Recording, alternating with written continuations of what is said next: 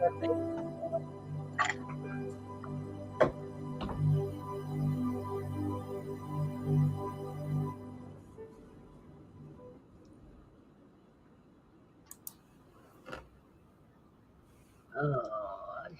g'day, g'day. It's Saturday. Yama, g'day, everybody, and welcome to G'day Saturday. Ready or not for the new year?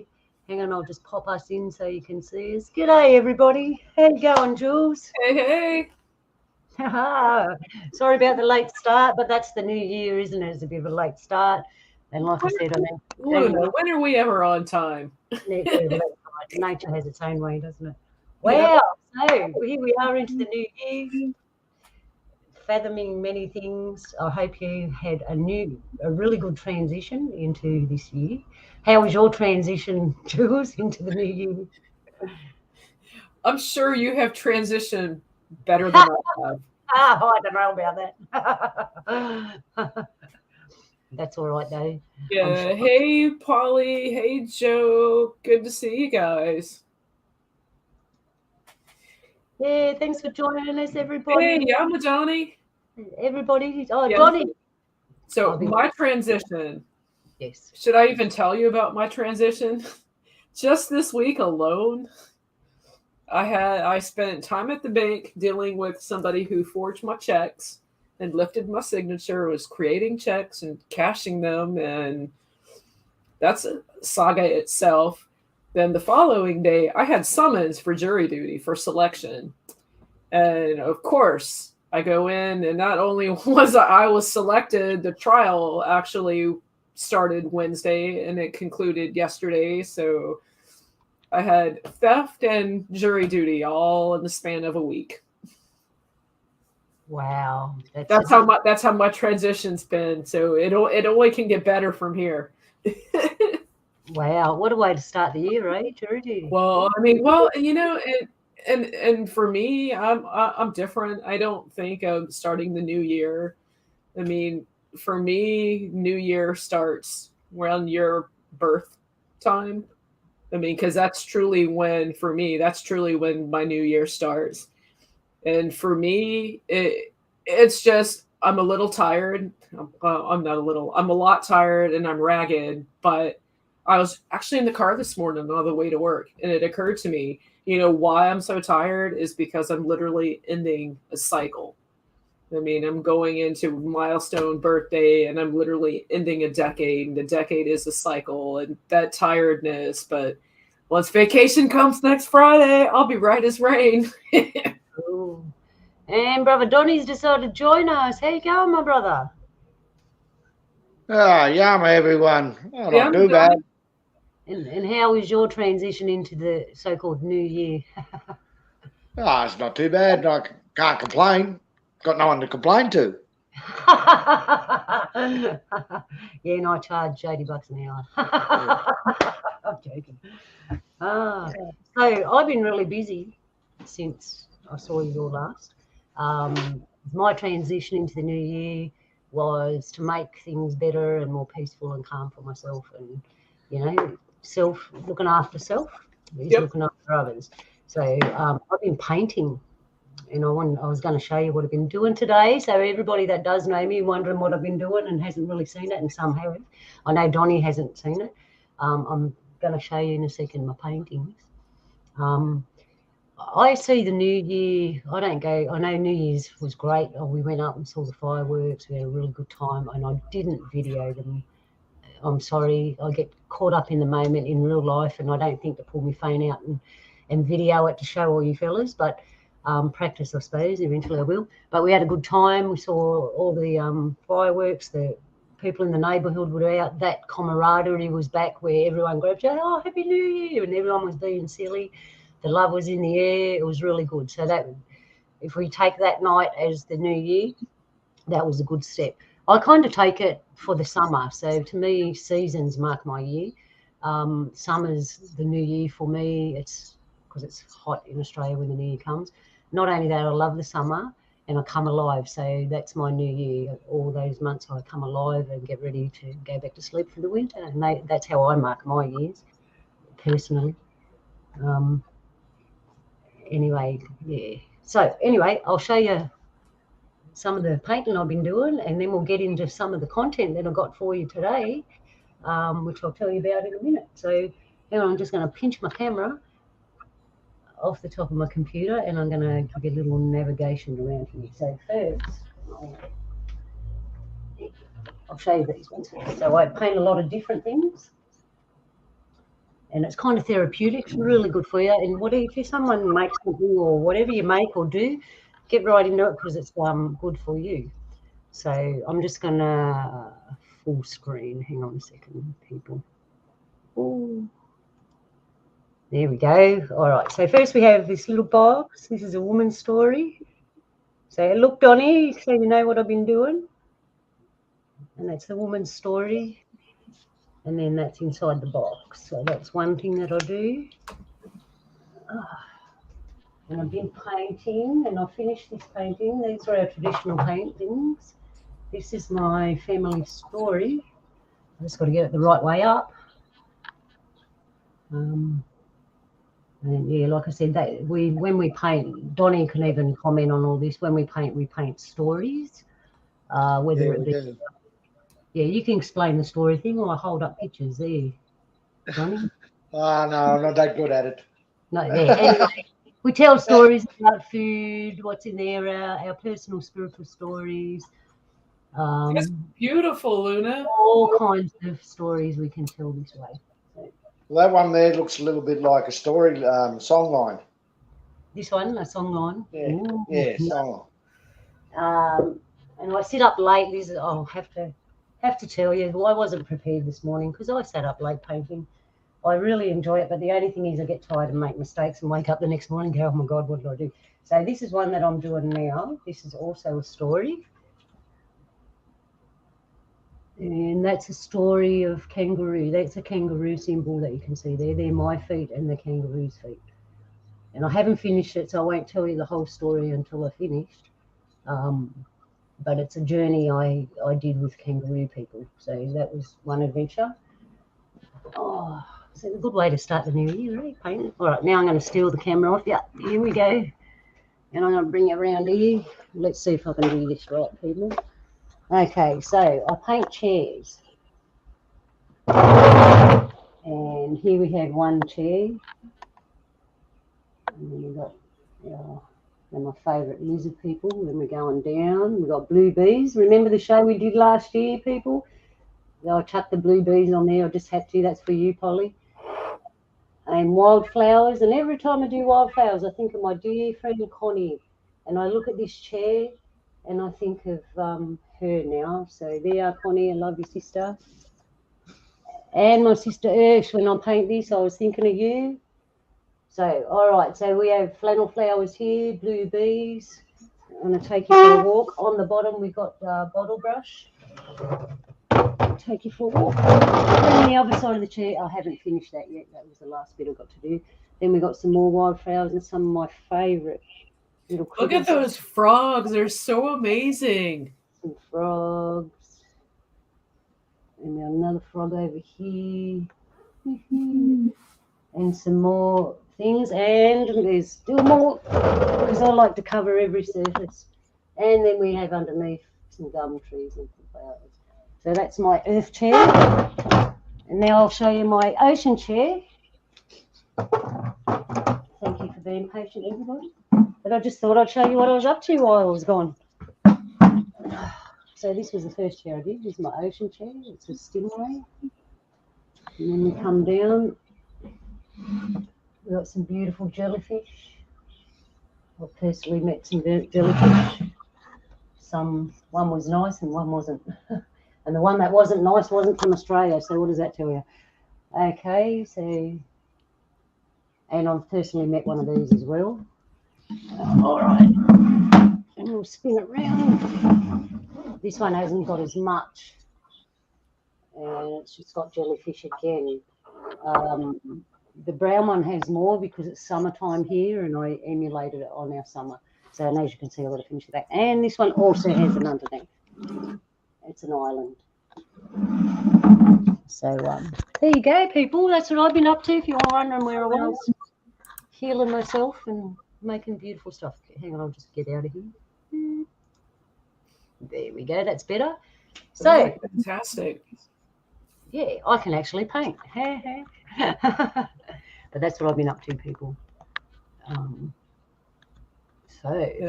it's awesome to see you taking care of you and doing things for you.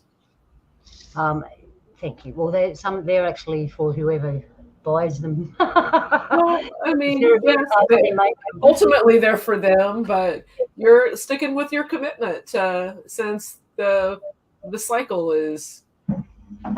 Yeah. Okay. Changing. So were you showing us something there, Donnie? Yeah, my column. Oh yeah, that's right. Donnie's been up to stuff too. Hang on, I'll just pop you in there, Donnie. How do we get?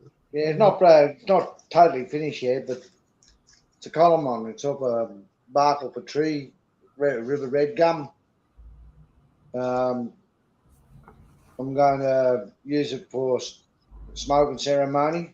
Nice. We did ceremony before we took the bark. We asked the tree, "Can we take the bark?" The tree said yes, so we took the bark, had it smoked, and I've got it right in my hands now. Oh, that's beautiful, Donnie. So, do you want to tell us take us through the steps of how you actually got it from the tree for the people that don't know? Because you and me know what to do. Jules doesn't know, and some of our viewers don't know, and some of them do. So you found a tree. What tree did you find? What tree? River red gum. River red gum. Yeah. We me, my daughter, my son-in-law, decided that we were going to make a column on. First, we went and done ceremony, smoked ourselves.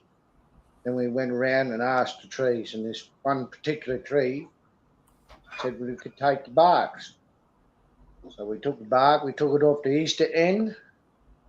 So this, and when we finished it, we got some dirt around the bottom of it, mixed it up into mud, and rubbed it on the tree so to help it heal a bit better.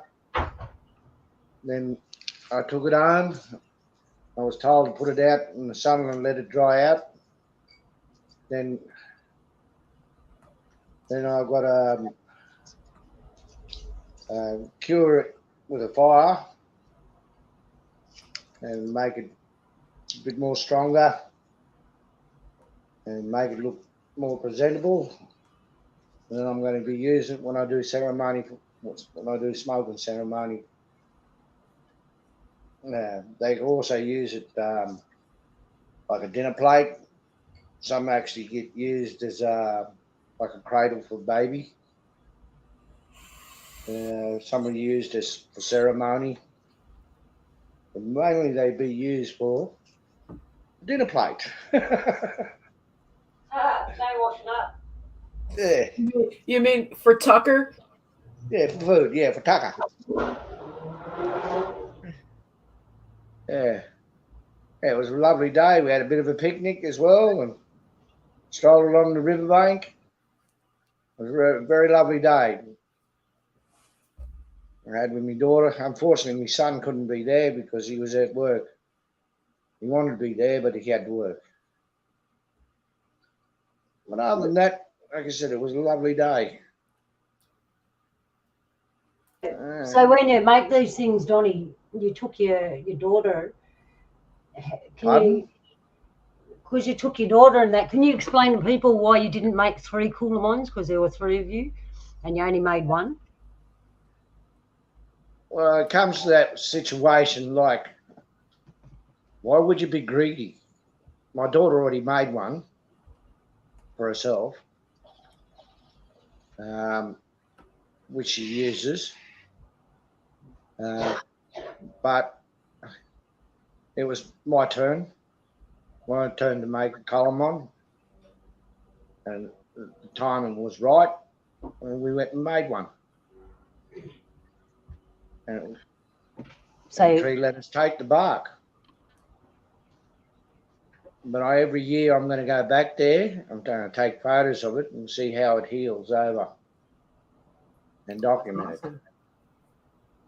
And when it heals, does that become a kind of scar-free then, Donnie? Yes, yeah. Yeah. Yeah. Cool. They call it contemporary. Contemporary. Yeah, contemporary. Is that because you did the same old thing as we did in the old days, but you did it today? Well, basically, yes, but the only thing we didn't do was actually we didn't use a stone hammer and a stone chisel. We used actually a chisel and a hammer. Oh, yeah, That's yeah. the contemporary bit coming out. Yeah, because when I did mine, I had a little tomahawk axe thing. Yeah, I get you, the contemporary. Yeah, just for people to know. Even the paintings I do, traditionally the ones on canvas would have been done in ochre on bark form. Our contemporary form is acrylic paint on canvas. That's our contemporary form. But the basic message isn't lost. No, so basically the contemporary form all has to do with what media you're using. Yeah. Like as far as the paint and stuff like that. Yeah, basically. Yeah, it's like when we had white settlement out here, we started using their materials to make things like let's see, glass bottles that we made blades out of and spearheads. We also made out of, the ceramic they use in insulation for power lines. Now people used to use them to make blades and spearheads and things like that out of them as well. So basically what we were doing, like we were doing before, we make do. You understand what I mean? Make do what we got. Yeah, make do with what you got. That's what I was taught, to make do with what you got. And they call it these days contemporary. Actually, I've got a confession. Those paintings, sometimes I get a bit lazy, and instead of mixing new paint, I make do with what I got, and I go, oh well, and I'll just do it, and it comes out good. And I'm thinking, yeah. Well, basically, Luna, we've been doing what we've been doing for thousands of years. Like we make do. Well, what's in the surroundings? Like make a stone axe out of it. A river paddle, or making a digging tool out of a stick. That's making do, isn't it? Yeah. So we really hasn't lost that in some ways. We're just using more modern equipment to do that. Do you understand what I mean? Yeah. Yes. Yeah. Instead of going out and buy something, we just make do. That's right. And that's how I've been taught. Yeah, I actually get confused, and if I do a project and I go out and buy all new stuff and I stand there staring at it for a while, like, oh, where do I start? But if I have to go rummaging to make something out of all the bits and pieces that I've got, it actually forms as it comes. It's really good. Those chairs I do, they're actually secondhand chairs. I rescue them, give them new life, rub them back and treat them real. And while I'm actually giving them new life and sanding them and all that, they start to speak to me and tell me what pictures they want on them. And then I bring them inside, all cleaned up, ready, cover the surface, ready for painting. And I listen to what it says to me. I know it kind of sounds weird, but that's... No, I mean, totally. This... About 10 years ago, what you were just saying about how the paint and everything, about 10 years ago, I would literally want chocolate, go to the store, stand there for a half hour. Do I want this? I couldn't make my mind up. So I literally would just walk away with nothing. So I can totally see how that would be overwhelming. All those colors, all those choices, all those options. Yeah, it can be. Yeah, so I try to keep it limited, and like Donnie says, make do with what I have to do that. So, and whether it's painting or making, and as people know, that's not the only thing I do. I actually do what we call fibre art, and I make bags. These things stand behind me. That's what I do, and painting's actually new to me. But after doing this, because it's so tedious, painting is actually easy. So, all right then. What do we got? We're 20 minutes in. We talked about the new year. Hope everyone had a good new year. I don't get into resolutions or anything. Do you get into resolutions, Jules, Bonnie? Me, I don't get into resolutions because if there's something I want to change, I don't need to wait to do it. I just do it. Yeah, same. There's no time like now. That's true. What about you, Donnie? Do you get into resolutions? Hold on. Hold on. Don't think about Oh, it's not working. Yeah. No, I don't have resolutions. No, just one day at a time. That's my opinion in life. Yeah, Yeah, that's how I roll. same. As it comes. All right. So what else you been up to? Because I got this UFO stuff we're going to get into, and then after that, since Donnie's around, if he's going to hang in, we're going to have a bit of a yarn about what me and Donnie yarn about when no one's around. If you haven't heard that. Yeah, I'll tell you what happened. So, as you know, I stayed up late painting last night, and I was going to present some slides today. I thought I'd do it in the morning. Never a good idea. Got up this morning, computer decided to change the way it looked, and I couldn't find anything to do my slides, and I didn't have the time to spend the extra hour or two searching around my computer. Now it's got new clothes on, wants to look different, to find where all the stuff was that I put away somewhere else. So I chucked the slides out, and you're just going to have to bear with me. We're going to jump through a little video to show you the pictures that I wasn't had the slides on. Anyway, we'll do that, and it's all about Antarctica.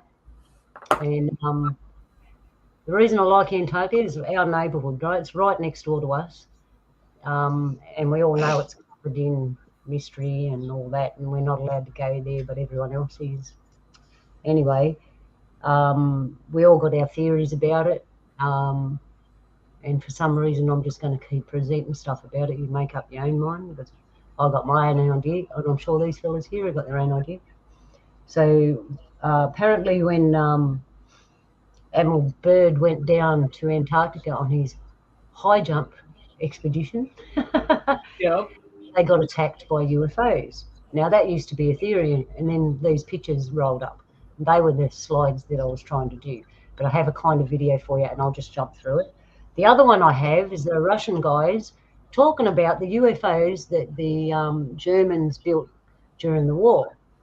And if anyone watches my shows, you always hear me saying that some of them are ours. And we all go, oh, I saw this shape, I saw that shape. Yeah, well, some of them are ours. They don't belong to the others. They actually come from here. And they go up in the sky. And because we see them in the sky, we think they come from the sky. Remember, they all got to land. So, and then after that, we have something really weird and strange. And I found this female throat singing. So usually it's male throat singing, but I found female throat singing. So we'll get into that, and I'll just find, I actually like this fire I got up there. I don't want to change it. I'll just find some of the stuff I'm looking at. Oh, okay. I don't want to get rid of my fire. All right. It's a nice fire, that. Look at the sky. That's something like we'd have at your place, Donnie. Yeah, it is, eh? Yep. All right. I'm just going to pop up on screen. If I can share my screen. What have I done? Got rid of my beautiful fire. Here we go. I've had a break, see, and I'm gone lost technically now. You know, they say it's like riding a bike. It'll come back. Yeah, anyways. All right, here we go. No need to have sound on this. I'll pop it up into a full screen. Just enjoy this for a minute, fellas. Here we go.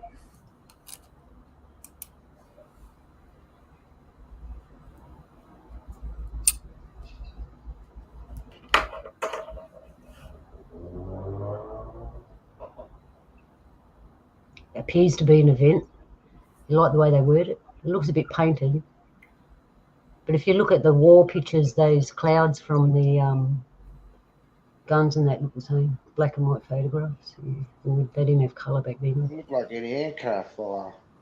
Yeah, so there's all the new pictures together. And I was pulling them out one by one, but my slide machine didn't work. And they're actually stamped with a date. And so it's watermarked them? Yeah. They're stamped with it. I actually looked it up, what it said and the date. It just takes you back to Operation High Jump. So you get all these little side things, but they all take you back to the main thing. So food for the conspiracy theorists. They don't exist because its truth is just truth. Admiral Byrd, look at the look on his face. Eh? Can you tell that's a burden? I know all this stuff and I can't tell you.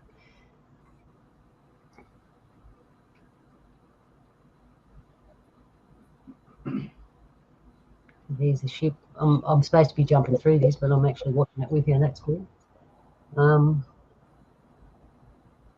so they had for those that don't know about this mission, obviously they took heaps of craft ships up to, or down to, whatever way you want to put it, Antarctica. Look at that. A lot of people on that ship.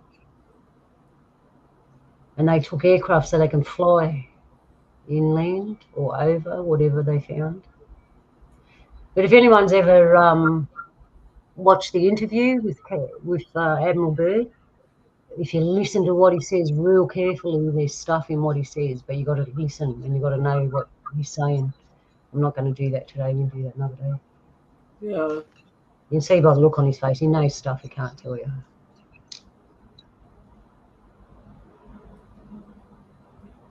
Deep in thought.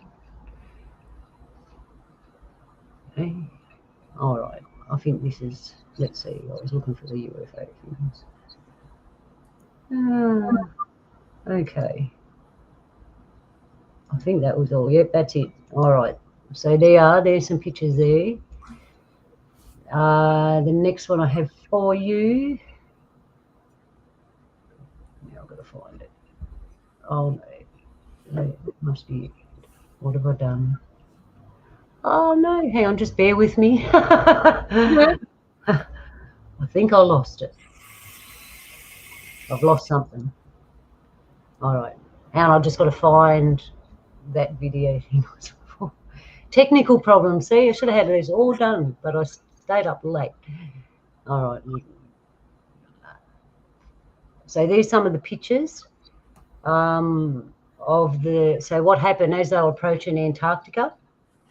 UFOs came out, and there was a bit of a battle. That's what they say.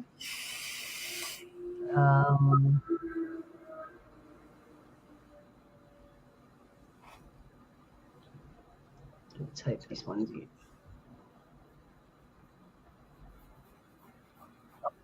Okay, so this one I got here for you. The guy's showing you the plans for the UFOs that the Germans built.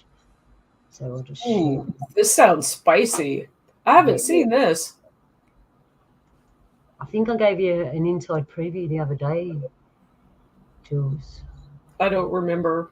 I was having my own personal smoking celebration ceremony. Oh, okay. All right. So there's a lot to this. Hang on, I'll just jump back a little. Oh, it's coming back to me now. Yeah. This is a while back. You've been sitting on this for a long time. I have. I do that, people. I get stuff. I put it in the cupboard, and then I'll pull it out. Sometimes I get stuff put in the cupboard, and other people present it. It's like, damn, I've had that in the cupboard for ages. I should have presented it to you for ages. That's my behalf. But yeah, I've been sitting on this one. So anyway, here we go, people. Check this one out.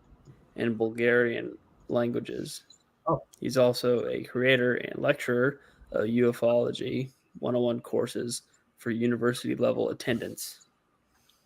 He is considered an expert researcher in this field of study and knows a great deal about the specifics of UFO German craft. Here he is on the program Cosmic Egg, sharing his knowledge. Well, in one sentence, while researching UFOs in general and the terrestrial component of the alien presence in particular, namely secret terrestrial programs that have been dealing with anti-gravity and secret space programs for the last almost 100 years, I realized that a lot of these secret projects are covered up behind the alien smokescreen and later on laundered to the general public as an alien technology gift to us. And in order to pull the carpet from under the feet of the government, or let's call it the party line American ufology, I've been doing research on Nazi UFOs, on the 50 or more basically different models of craft that the Germans built before and during the Second World War, powered by every engine that was in production in Germany at that time, by piston engines, Wankel engines, turbojet engines, ramjet, pulse jets, rocket engines, and the final and most advanced models were powered by electromagnetogravitic drives. These are the most basically no moving part drives. But in order to convince someone that this massive research and development conspiracy, let's call it, and this secret space program run by the Germans has been on for all these years. Actually, the persistent rumors are that the Germans landed on the moon and Mars before the war ended. And later they were followed by many other secret programs, but we will talk about that probably in a future show. The Russians and the Americans landed on the moon and Mars in the late 40s and early 50s, respectively. An Italian team landed on Mars in 56. Many superpowers have been actively pursuing secret space programs based on anti-gravity. You talk about Germany already. Does this actually mention that Germany, before the Second World War, being involved in very, very advanced technology? Yes, actually, these books mention a lot of extremely bizarre, almost science fiction military technologies. And the first book that mentions particularly the first several models of flying saucers that were built in Germany is the book Intercept UFO, or Intercept But Don't Shoot, by Renato Vesco. Now, Renato Vesco, was he part of the Mussolini government? Renato Vesco was actually a very leading figure in the Italian research and development effort. He was the research and development boss of the Italian Air Force. He may not have been a Werner von Braun, but he definitely was an extremely brilliant scientist and engineer. And besides that, Italians and Japanese were regularly briefed on all secret German developments during the war. So after the war, when he wrote the book, he knew exactly what he was writing about. Actually, he wrote and discussed in great detail the first several models of flying saucers that were built in Germany. This is the turbojet-powered flying saucer built by Schriever, diameter of about 30 feet. And the joint project, this was the first operational interceptor fighter saucer that was built by Bellonzo, Miete, and Schriever. I have some photographs that were extremely rare to find. Many of these were pulled out of German libraries by our research associates and friends. Most of them are impossible to find in the United States. The third model that we talked about is a very interesting photograph done in 1952 over Mount Rainier in Washington State. And in my opinion, this is a flying Kugelblitz, or ball lightning, automatic anti-aircraft weapons platform that was captured by the Americans and test flown secretly from bases in the western United States and northwestern Canada. Later on, through German sources, we have discovered not only turbojet-powered craft, but these are rocket-powered craft with rocket engines of the V2 type. And the subsequent model of Miete. These two craft had an exoatmospheric capability, and they could easily go in orbit around the Earth. This is a very interesting drawing of a saucer-type dreadnought, a 60-yard diameter. This is about 200 feet diameter, interplanetary craft that has huge sleeping compartments. It is basically 10 stories tall. Drawings were published in Germany by a little secret society there. What would have been the purpose of that Schriever flying disc here? It had definitely an interplanetary objective, because a flying saucer that can circle the Earth in 1.5 hours does not need sleeping compartments. You don't have to sleep between your during your flight. Basically, the longest distance you can travel around the planet is 1-2 hours at the most. Right. So obviously, sleeping compartments on such a massive scale would be needed only for a craft that would land on the moon, that would stay there for a long time and come back. So you're actually saying that the Germans pre-World War II were refining the technology in order to actually travel to a different planet. Exactly. These two models are capable of going in orbit around the Earth and probably going in an extended elliptical orbit toward the moon. This huge craft is capable of getting into orbit around the moon and landing on the planet. And these were actually the most primitive of the models that the Germans built. 2 months ago, I received, through some private channels, a secret documentary film made by the German secret society, the Thule Gesellschaft, something like an equivalent of the Illuminati society here. The title of this documentary, 2-hour documentary film, is UFOs, the Third Reich Strikes Back.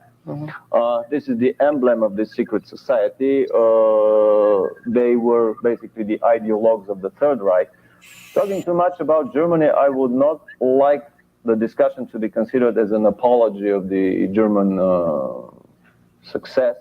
What the Germans did to millions of hapless victims in World War II, I mean, they earned enough karma for themselves to last them for this and many subsequent lifetimes to come, for these of us that believe in karma.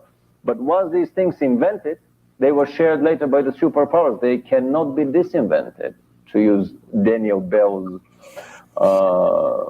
interesting One thought expression. keeps coming back to me, and that is almost world supremacy. I'm looking at this and I'm going, what's the incentive? What's the reasoning behind trying to refine such technology?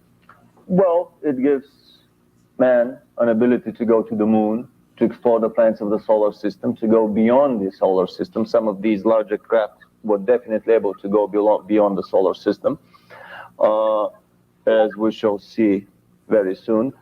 The first row of photographs, actually this is a very small part, this is maybe a third of all the documentary photographs shown in the German documentary video. These are interceptor fighter craft of the Vril series that have never been written about in any other source in the world literature so far. They were about 30 feet in diameter and extremely maneuverable. Their speed was almost 3 times the speed of sound. For them, Allied bombers and fighters were basically sitting ducks. Renato Vesco, in his book, depicts about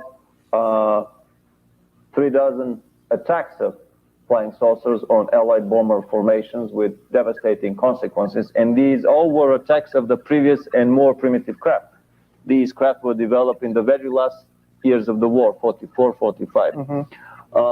This subsequent line here are the 25-meter diameter, which is about 75-meter diameter, 30 feet tall tank killers, the craft of the Honeybull type. We have never seen before UFOs with tank turrets attached underneath. Oh, yeah. We see different models of tank turrets. Actually, these are standard issue turrets for the German Panther tank and the Panzer IV tank. Later models developed in the 60s from the German colony on the South Pole, which is another very controversial issue. Admiral Byrd led an expedition to the South Pole in 1947, trying to wipe out the Germans, but he was beaten very badly. In just 2.5 weeks, he had to leave the continent because the Germans had perfected all these craft. On the bottom row, we have the most interesting examples here. This is an original drawing of a cigar-shaped mothership of 330 feet length that was carrying inside itself one of the tank killer craft and 3 of the interceptor fighter saucers. So how big was this cigar-shaped It craft? was about 90 to 100 feet in diameter and 330, 350 feet length. This is a football field size craft. The most interesting, and this could be photographs of German crafts in flight well after the end of the World War, probably flown from their base on the South Pole. In what year was that, approximately? These photographs were taken 42. These are and 43. These are 44 and 45. These were taken after the war. The drawings date from 1943. The biggest craft that the Germans built was the 74-meter diameter. This is about 220 feet diameter flying saucer of the Honeybu 3 type. This is a naval warfare craft with, we can see here in these turrets, triple guns of a naval caliber, 3 turrets on the underbelly and a 4th turret on the top. This was a craft made for huge naval warfare. According to this film, the only craft was taken and flown from the Earth to Mars by a huge crew of basically volunteers and self-sacrificial crew of Germans and Japanese. And it landed on January 15, 1946, after 8 months of flight. They departed April 45, a month before the war ended in Germany. And they crash landed on Mars. The gravity field there is too weak, so the craft couldn't make it real nice in the landing. The most interesting things about this craft are that these are free energy devices. These are basically flying converters of gravitational energy that convert the energy of the geomagnetic field of Earth into the electromagnetic energy of flight. So these craft never had to tank. They never had to replenish their reservoirs. They had actually tapped into the inexhaustible reservoir of free gravitational energy of the planet. This is something even more taboo as a topic than the fact that the Germans developed all these 50 different models of craft. Because if one is able to go basically for free to the moon and Mars without using a single gram of fuel, free riding on the gravitational currents of our solar system, then a lot of our present-day economy about, well, we all have to pay for the fuel when we tank our cars, becomes obsolete. Where was Nazi Germany?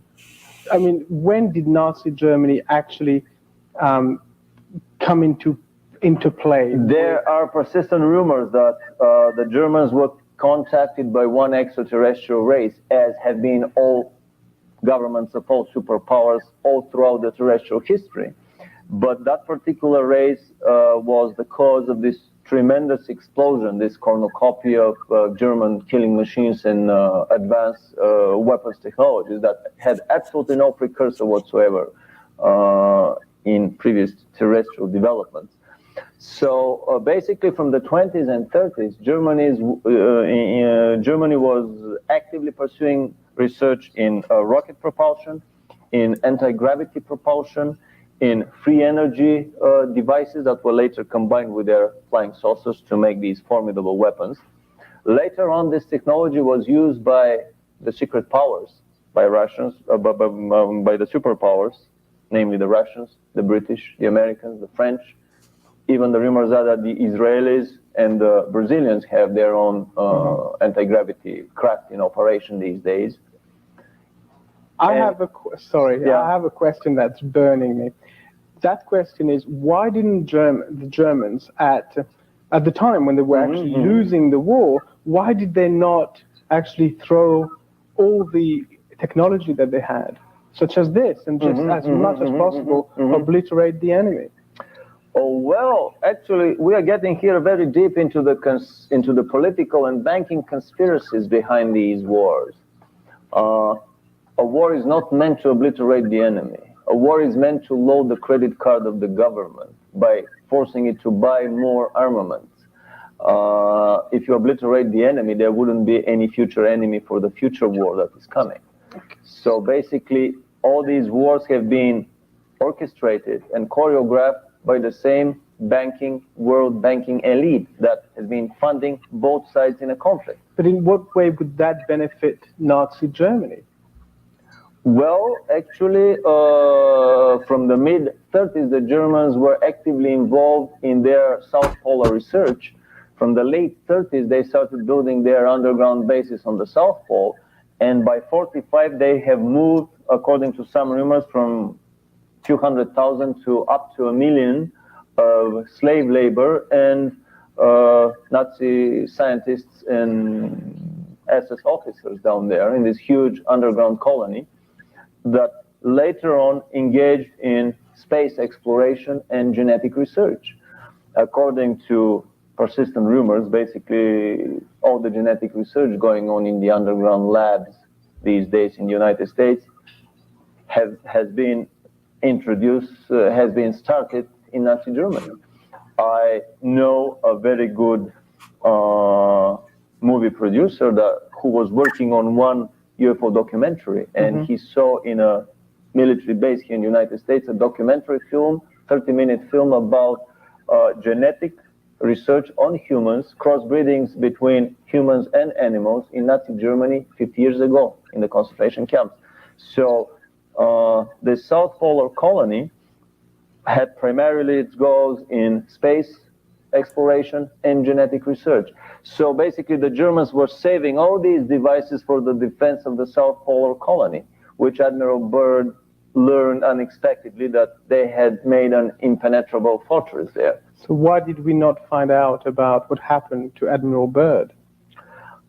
Well, there's an interesting interview in an Argentinian paper. He probably gave that on his way back from the South Pole before the security lid was clamped on him, where he said the next World War will be fought with an extremely powerful adversary that has the ability to fly from pole to pole.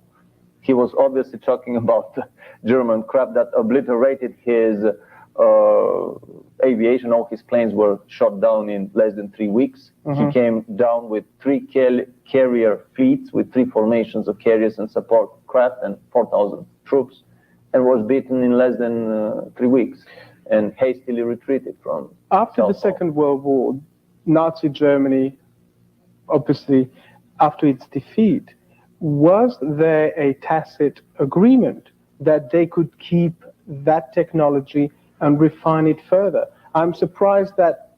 Absolutely.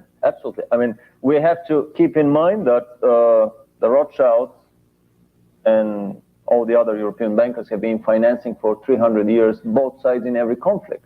And this is the best way for them to have the government load their credit card, and so then to live off these enormous interest on these loans.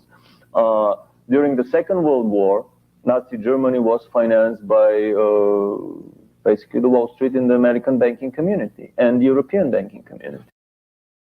Okay. We all know about that.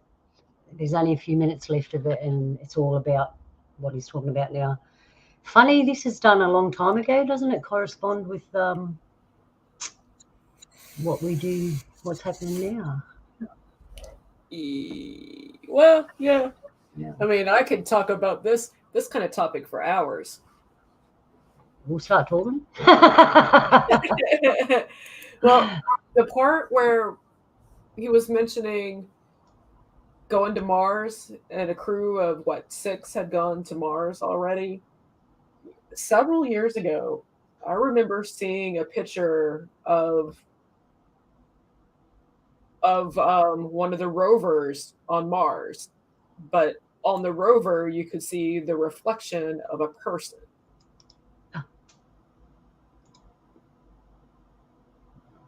So I was always intrigued by that photo. Hang on, I'm having technical problems. Oh, there we go. Hey, listening to that guy, like, what triggered me? Hang on, not triggered, but some things went wrong. Are you there, Donnie? Did you hear all that? It's probably gone. Yeah, I did. Yeah. Yeah, we're listening to what he said. The cigar. Oh, that's right. What binged me? The cigar-shaped craft. Heaps of people have seen that. It's not theirs. It's ours. We always thought it was theirs, eh? What else triggered me? He said they could only stay up there for an hour or so. As soon as he said that, my vision went to somewhere else. I'm thinking, yeah, you're not going up, you're going across to the moorland, to the extraterrestrial. to the extra land. That's my thinking. What do you think, Donnie? No, I'm not 100% sure on that, but there's one thing he didn't mention is the triangle shaped one. Ah, I think that's an updated version. I think the triangle one may have come out after the 50s. It might be a newer. Yeah, well, it started showing up around the 60s, didn't it? Yeah, it's a more updated version. Yeah, Well, I because saw you've got to one of remember, you've seen a triangle. Yeah, triangle shape. It was tracking an aircraft heading towards Brisbane. Yeah. Yeah, the only reason I'd seen it because I seen the shadow of there's a small cloud, and it cast a shadow onto the small cloud as it went past, but it was actually tracking that plane as it was heading towards Brisbane. I haven't seen a triangle. Have I seen a triangle? No, I haven't seen a triangle one. When I was at your place, Donnie, I saw it was round. I actually didn't see I'll tell you what I saw. Donnie knows because I was at his house. I was looking at the stars on the back veranda. I was actually looking this way, and I could see like peripheral stars because I was on the phone. I had my head like that, and just here were major stars, and I noticed that the major shining stars were making a perfect circle, and I'm thinking, hang on a minute, that's not normal. That's a craft. And I'm on the phone, and the person I was talking to, I kept my head still, and I'm out the back looking at the sky, and there's a craft just to my right, and it's a circular one, and I could see the lights in a circle. And then as I turned my head, unconsciously, I just turned my head actually towards it, and it shut off. So I should have kept my head the other way, where it didn't. I just had a craft land. You just had a craft one up around us. Yeah, I just had a craft land. Yeah. Roxy, Sorry. you gonna say something? What was that, Donnie? There is a cloaked one around here. Oh. Yeah. That's probably what you do see it sometimes if you're looking really hard at night. You can see it when it passes over because the stars get distorted as it travels over. Yep. Well, it's like you're going across there with a magnifying glass and you're looking at it, and it sort of distorts the light and as it's traveling through. That's the only way. The other way is it picks its energy up from lightning strikes, would you believe? Because I've seen it actually absorb energy from this lightning. You know where the Moonby Ranges are, Luna, where you camp and you look south? Yep. There was a small lightning storm out that way. And it's the first time I ever seen lightning go down, curve, go back up and hit something. And every time it hit something, you could see a bit of a silhouette of like a saucer-shaped object. At the same time, there was a an aircraft that went towards it and circled around it and had no markings on it. I remember that quite well because there was a bloke up the road. He was actually seen it at the same time, so I got witnesses. Like I've never ever seen lightning turn, curve, and go upwards. Something was drawing the lightning to itself there. Yeah. Wow, that would have been good to experience. Yeah. But the best part about it is I got a witness for it. Yeah, I was going to say that it's always good to have a witness. If I got someone with me and I see something, the first thing I'll do, did you see that? Is that real, or can I see it? What's going on? Witnesses are always good. I have a witness. We both saw, not only did I see Dogman, I have a witness that can attest and tell you the story of Dogman. Cool. Please do. Oh, that reminds me too. On New Year's Day, I went and went back to the place where I think it's my second time I had a yowie encounter. I took a photo of it. Okay. So tell us. Don't leave us hanging on the fishing hook. Guess what? I saw this and just don't tell us about it. I was 17 at the time, and I decided I'd go for a drive back down to the old place down on the coast where we used to live. And coming back, I pulled up this place called Parish Creek, and I had something to eat. I had a little dog with me, an old blue cattle dog, and we were there just minding our own business, having something to eat, and the dog started barking and growling and carrying on and backpedaling. I was thinking to myself, well, what's wrong with that bloody dog? And the back door on the old car was still open. He jumped inside and wouldn't come back out. I said, what's wrong with you? And that's when I looked up. This old hairy man across the creek there was watching me. I just threw everything in the car, and I'm hoping, praying, because this old car is really hard to start, that it'll start. And it's the first time it started. And as soon as it started, I put my foot down on the loudspeaker, and I went out of there sideways. But you have to think, I was only 17 at the time when that happened. Yeah, it did frighten the daylights out of me. So I went back there and I took a photo of where I seen him.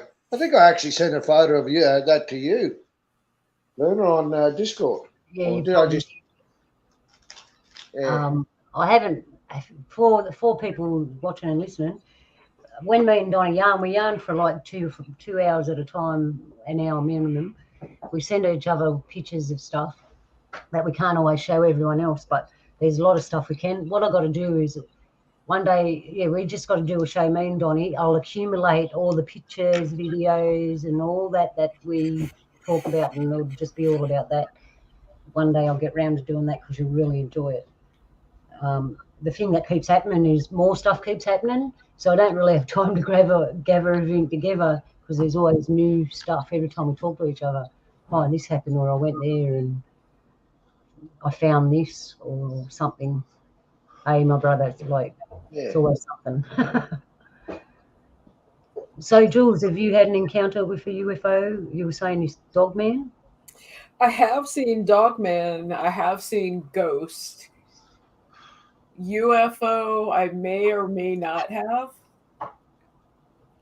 And I have to say may or may not have, because it was a summer's night. I remember stepping out on the terrace, and when I went to step out on the terrace, I saw this cigar-looking craft over a tree. But oddly enough, I'm like literally right next to a park that has lots of trees, and there's all the time stuff happening in the park. So I mean, I don't know. I mean, with all the odd stuff that I see over there, I just kind of wonder if maybe there are such thing as alien rust stops. Yeah. I mean, and then I say that only because I say it was a cigar shape, but if I'm pretty sure I might have been in a different dimension and maybe thought that I saw it because I had recently seen Earth Girls Are Easy. And that's the movie that they actually have a cigar shaped craft in that from the movie. Interesting. Yeah, and so if anybody is interested in a good comedy, definitely revisit Earth Girls Are Easy. Ha! I've never seen it. I haven't seen that one. I think I've seen that one. Yeah, is that where their spacecraft lands into a swimming pool? Yeah, that's the one. Yeah. Yeah, it's a bit funny. Weird but funny. Yeah, I can't say I've watched it. Yeah. I'm a bit more of a nerd. All right. So UFOs, like I said, the cigar-shaped one. The fella showed you that they made it. So who's on what craft, and whose craft is whose? Well, I mean, another thing that I remember hearing in this video that he was saying that there's always one group that the elites are in cahoots with. Yeah, I mean, we did. There is rumor of Truman meeting with the Eben. Oh yeah, and he was talking about the vril as well. Yeah, the vril. That's an interesting topic all its own. I thought the vril were gifted people all gathered in a group. The vril, from how I understand it, were kind of like interdimensional beings. Right. That when they manifested into women with long, flowing, beautiful hair. Oh, righty. Yeah, some things I'm drawn to and others I aren't. I just figure that that's my way, and what you do is your way. And I think and I might be. I've taken a lot of information. I'm like a sponge, and I'm pretty sure every now and then the sponge gets dry, or if it sits in water too long, it grows mold. I mean, so all the stuff that I take in, it just kind of settles and stirs, and it is what it is. But with the vril and the bad guys from WW2 and all of I kind of think that the vril, they actually did kind of, point them and then, hey, if you want destiny, look for this, get this artifact. I mean, it became all these artifacts and everything became so important to them. So that, I mean, they traveled around the world. It wasn't Antarctica. They went to India.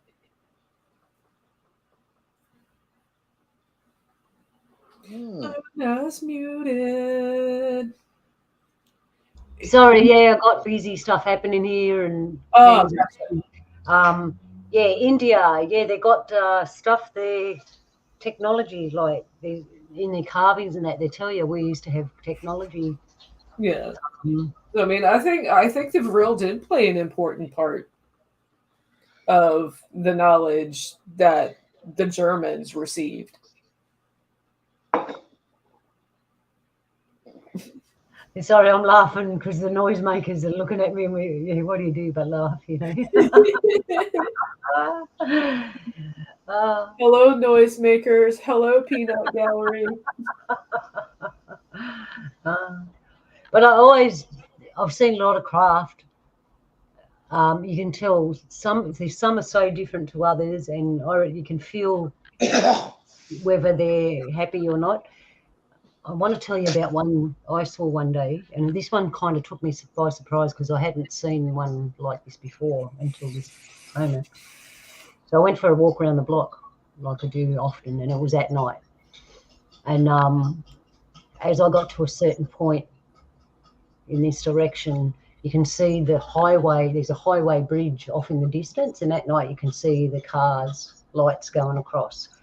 And you know the traffic reporters for the news and stuff, they have a helicopter and they usually fly over the major traffic areas and report the traffic.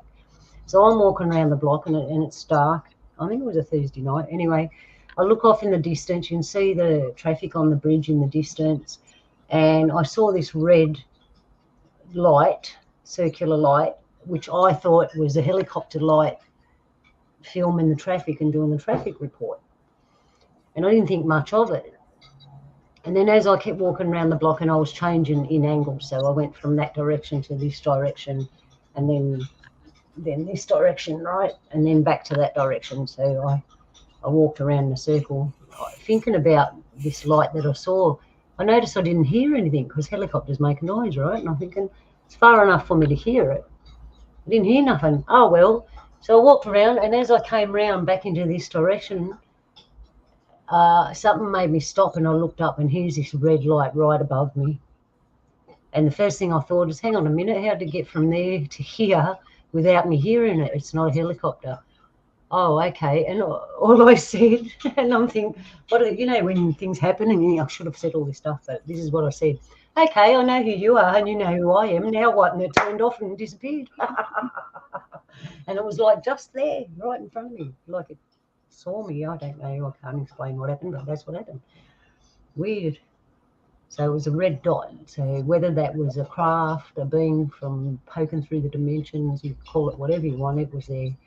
And as soon as I spoke to it directly, it disappeared. They disappear on you. I suppose we could be lucky. We don't want to get abducted or anything. True. So, I mean, but then again, how many people are out there that have been abducted that don't even know they've been abducted? Is it the few, the minority that actually are aware they've been abducted? I don't know. And who abducted them? You have to ask that question now, because if humans are making craft like we saw, and that's right. He also mentioned they were experimenting underground, right? Did you hear that, people? Yeah. We know all about that now, and they call you a conspiracy theorist when you talk about it today, but yesterday it was a fact, right?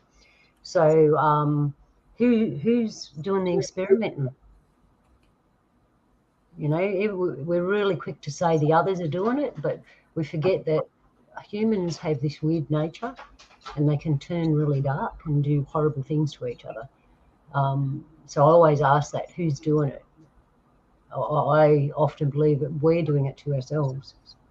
And we tend to steal things from others and use the good out of it. So they probably saw their science lab and went, wow, we can do that at home. So they come home and start doing it. You know what I'm getting at? Yeah. So I'm not real quick to blame the others like we are traditionally taught to. Oh, look, there's a craft, they're abducting people. Well, hang on a minute, we make our own crafts and we're capable of abducting our own people. So what do you think about that? Hang on a second. I'm just having a thought. So it's called arts and crafts. Why is it crafts? Well, either you're making a UFO or you're crafting a spell.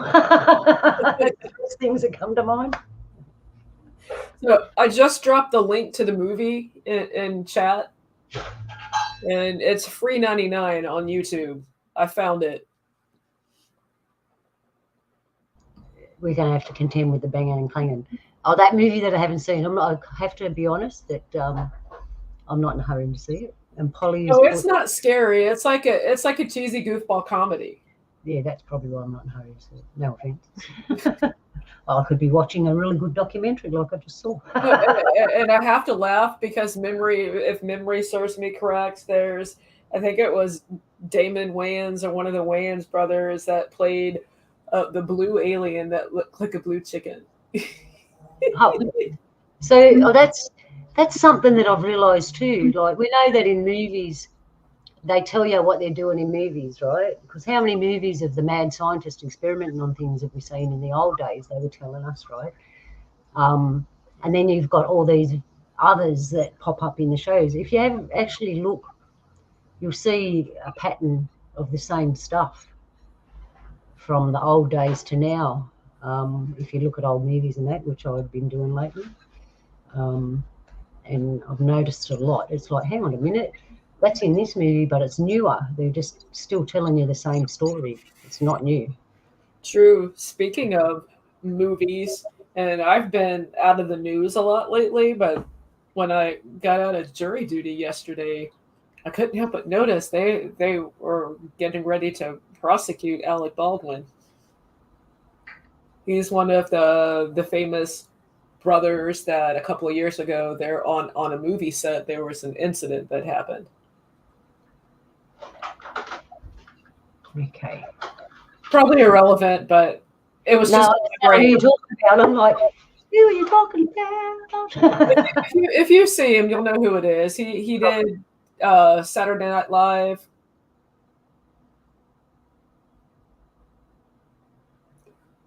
Beetlejuice. He was in Beetlejuice. I remember watching Beetlejuice. Yeah. Was he actually Beetlejuice? No, he was the guy with glasses. Oh, okay. Anyways. All right, moving right along. All right. What else we got? So anything else on UFOs? Because I got throat singing as well. I want to show you female throat singing before we go. Donnie? Still there, my brother? I probably put Donnie to sleep. And I probably did telling him stories he's probably heard 1,000 times. All right, so when he comes back, he could be out. Female throat singing. So up until now, we've heard much about throat singing, and it's always a man. I'm and back. Oh, here it is, and it's quite pleasant to be back. We'll just bring around that. Hey, Dada, brother Donnie, is there anything you want to say about UFOs before we move on? Yes, I got one more thing. That Roswell incident. Ooh. I reckon that was a setup. Yeah, I got my inclinations. Well, I think that they set up Jesse Marcel on that one. Yeah, because if they crash landed, how come ET didn't launch a rescue mission? Well, I've come across or have heard or been led to believe that E.T. really did try to phone home. The whole Steven Spielberg movie E.T. That's the aspect of it, is that there was one who was trying to phone home. Yeah. Well, I just find it really weird because they come all the way down here, crash landed, and they didn't have any backup. It just doesn't sound right to me. Like, if it was us humans, if a plane crashed, the first thing we do is go and see if we can rescue people. And I can't see why ET would just let it crash land what's name without, any backup. I hear you, but do ETs have souls? Would they even care? I don't know. They could have, but more and more I look at it, more and more I reckon it was a setup. I reckon they crash landed that ship so they can bring the humans up to speed. You know what I mean? Absolutely. Yeah, because it's like let's say to bring like a primitive tribe up to speed, you give them a musket and take their spear and arrows away and give them a musket. Yeah. And you know what I mean? Yeah, it totally. I totally know where you're going with this. It's no different than, well, as Well, Carly the other said thing earlier, I found is, to put it bluntly, yeah, I the other mean, thing the Roswell crash. It's what is putting us forward. This is what is ushering in this change, global change, this global shift. well, you That's think going about it. I heard Without stories. that, we wouldn't have the technology. Without the technology, we wouldn't be where we are right now. Yeah, well, I've heard stories where they've retrieved a crashed UFO in England. I've heard stories where they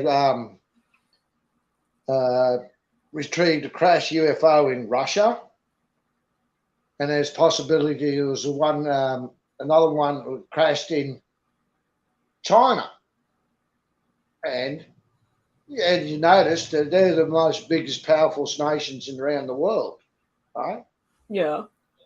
And these ships have crash landed there around basically the same time. Doesn't that sound a little bit sus to you? It sounds sus to me. I mean, it's all part of the plan. Yeah. And the more they can muddy this, the more control they have over the situation. Yeah. Well, I know for a fact I was actually working with a bloke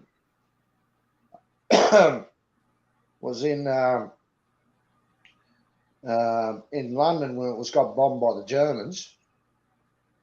He was there when he said the V1 bombers used to come in and crash land into the city.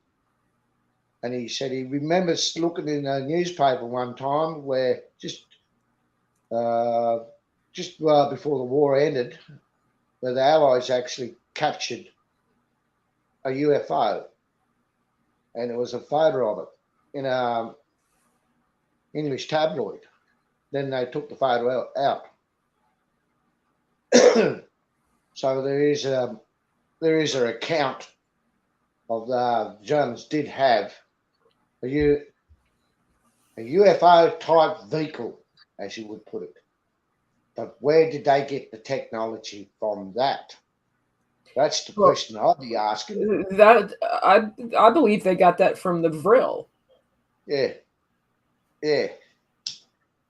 And the Vril were the same people who helped him or told him or however it played out with all those artifacts.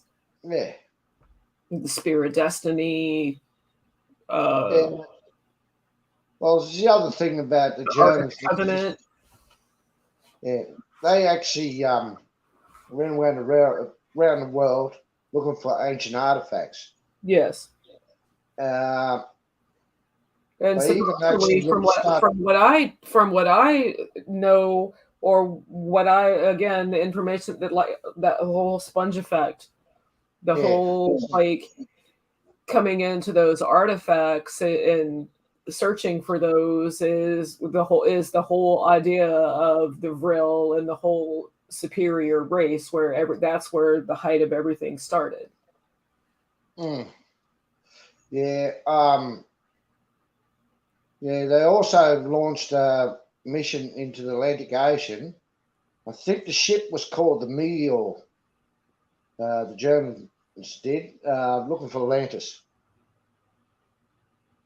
It was that was in 1936. Yeah, I think the Germans were in Antarctica before the Americans. Yeah. I think that's why we were brought in, is because, oh no, the bad guys are there. We've got to go put a flag. Yeah, this is like the moon. Yeah. Every time I go to talk, I've got so much noise here.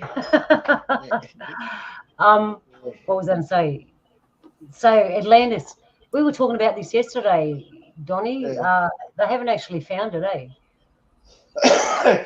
There's one bloke, I reckon he's closer to on the ball on that one Myrna. His name is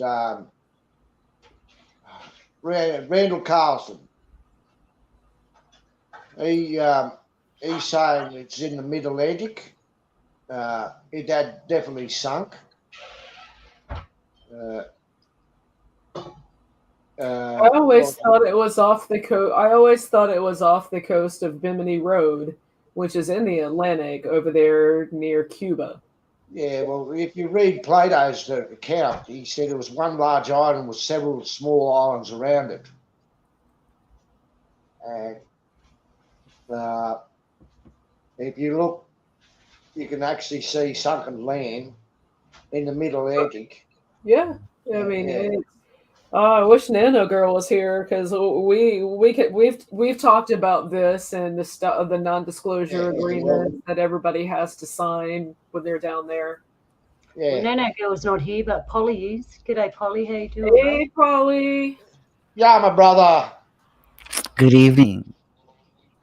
Yama.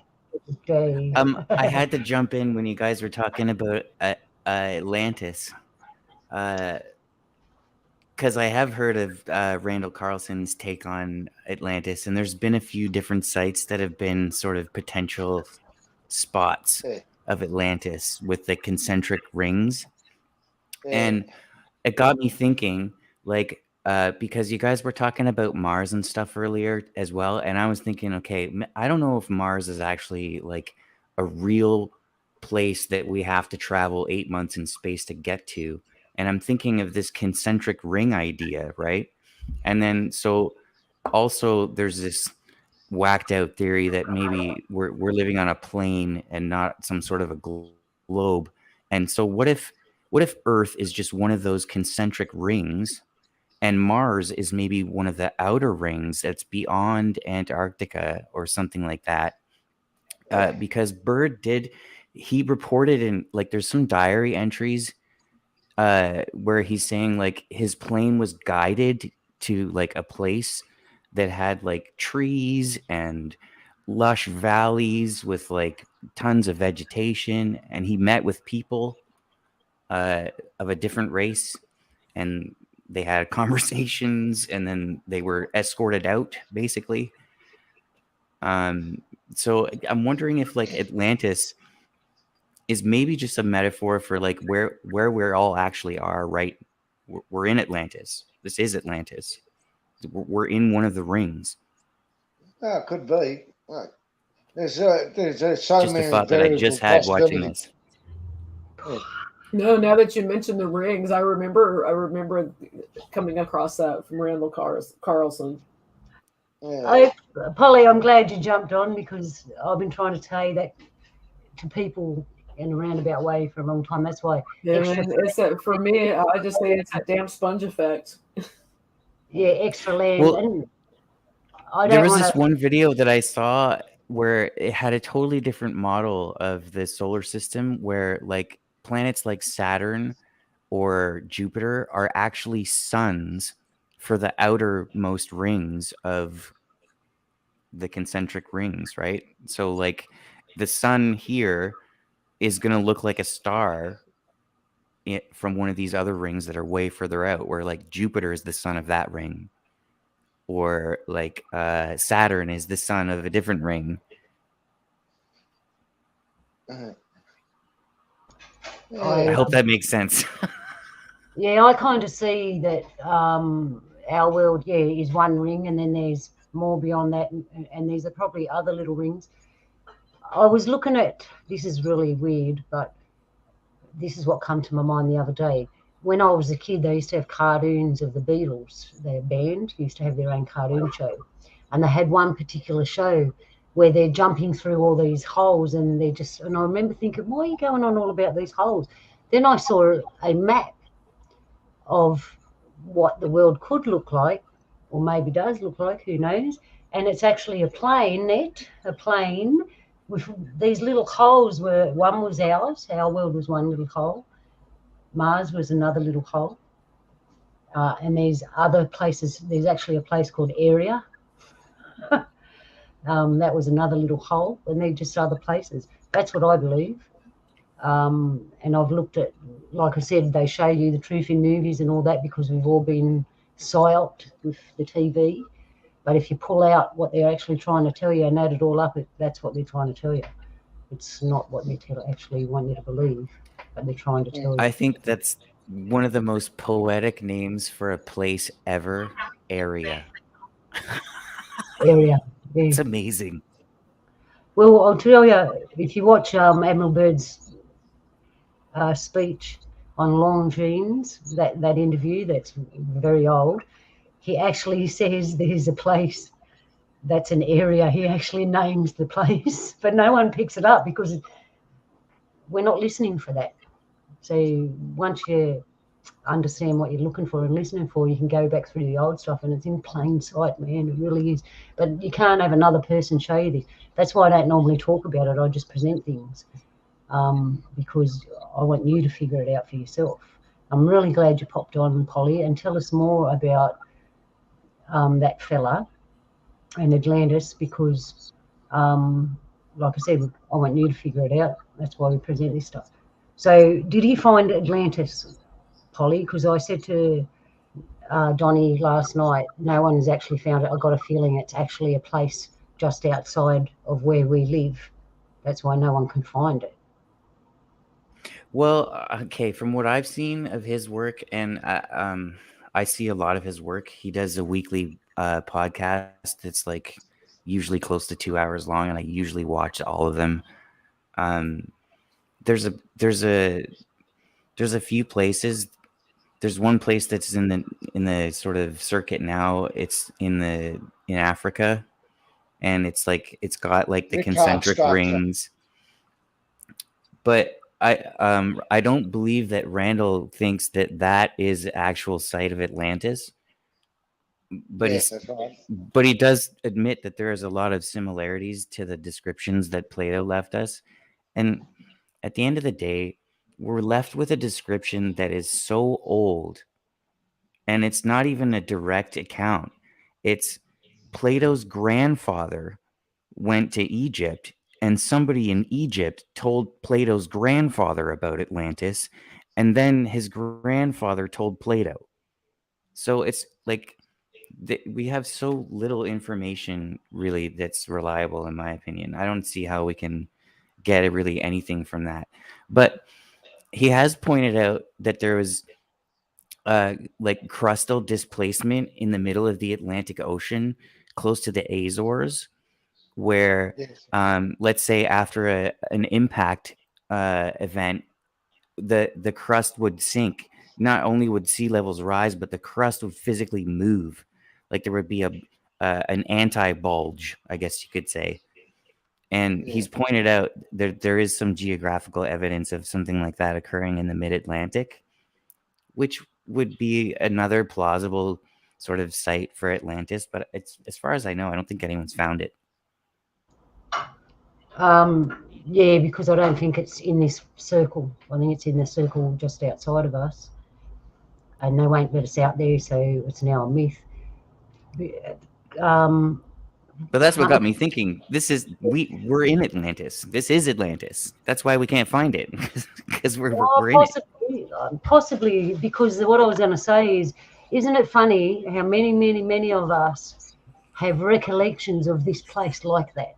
And because when me and Donnie were having a yarn yesterday, I was telling him about a past life memory that I had, and it was, I don't know if it was Atlantis, but the description, and there was more than one Atlantis, because remember there was Lemuria and that, right? And I think they were the same kind of living cities, but just different ones.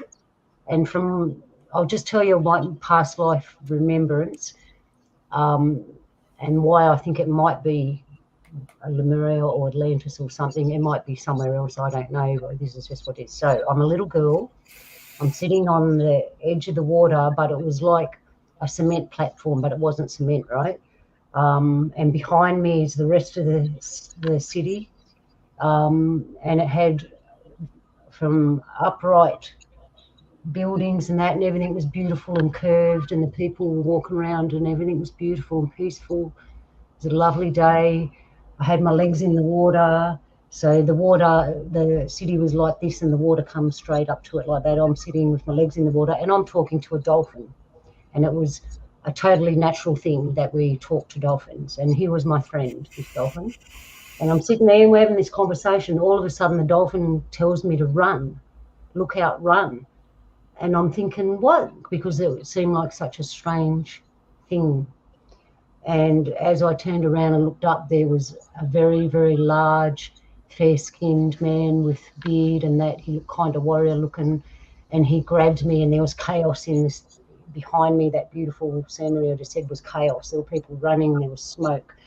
Obviously, we were under attack somehow, and then that was it. That was the end of it. I don't remember. He probably killed me. So the reason I think it might have been Atlantis or something is, one, the way the people lived and the harmony, and two, the way the city was level with the water and how we were connected to the sea people, like the animals in the sea, the dolphins especially. So anyway, I'm just going to shut up for a second. Tell me what you think.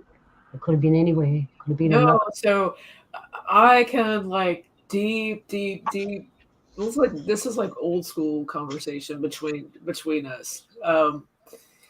I was having a thought the other day, and we're talking about Mars and Elon. So throughout history, there are people who, up to today, who look like they had physical representations of previous days, like. Nicolas Cage never seems to age, or doesn't appear to age old. I mean, he's super slow in aging. Or Keanu Reeves or Denzel Washington, how there's all these people who look like them. And Elon, cloning. I mean, we've always been cloned. I mean, we are a clone. I mean, and that's why I think earlier tonight, I think we're the actual missing link. They're not going to find us because of our genetics, our altered DNA. That's why. Oh, we just happened to be hot there, Jules. No, I mean, this is tying into UFOs and everything, because it's opened up so many things in my mind, like clones.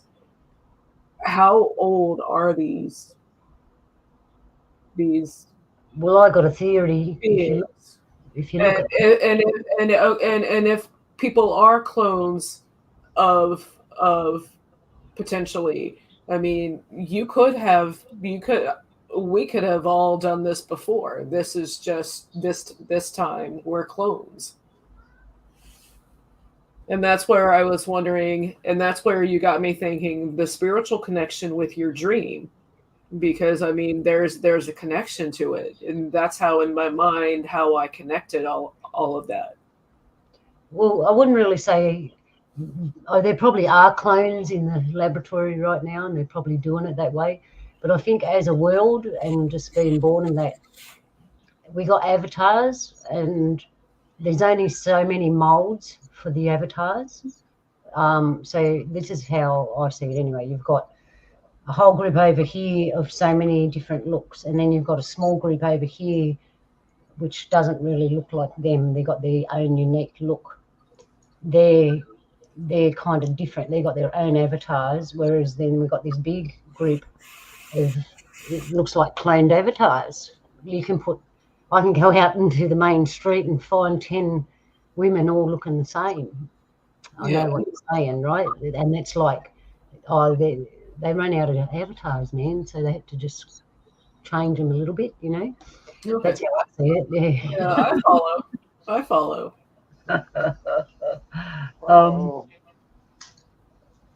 Yeah, I used to say molds because it was like they were molded the body. I mean, before I kind of took us off the rails a bit, we were talking about Randall Carlson. Yep.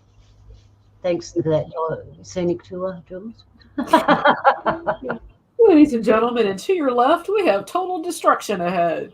No, we don't. Remember, keep your goggles on. Don't forget the seatbelt. So Buckle up.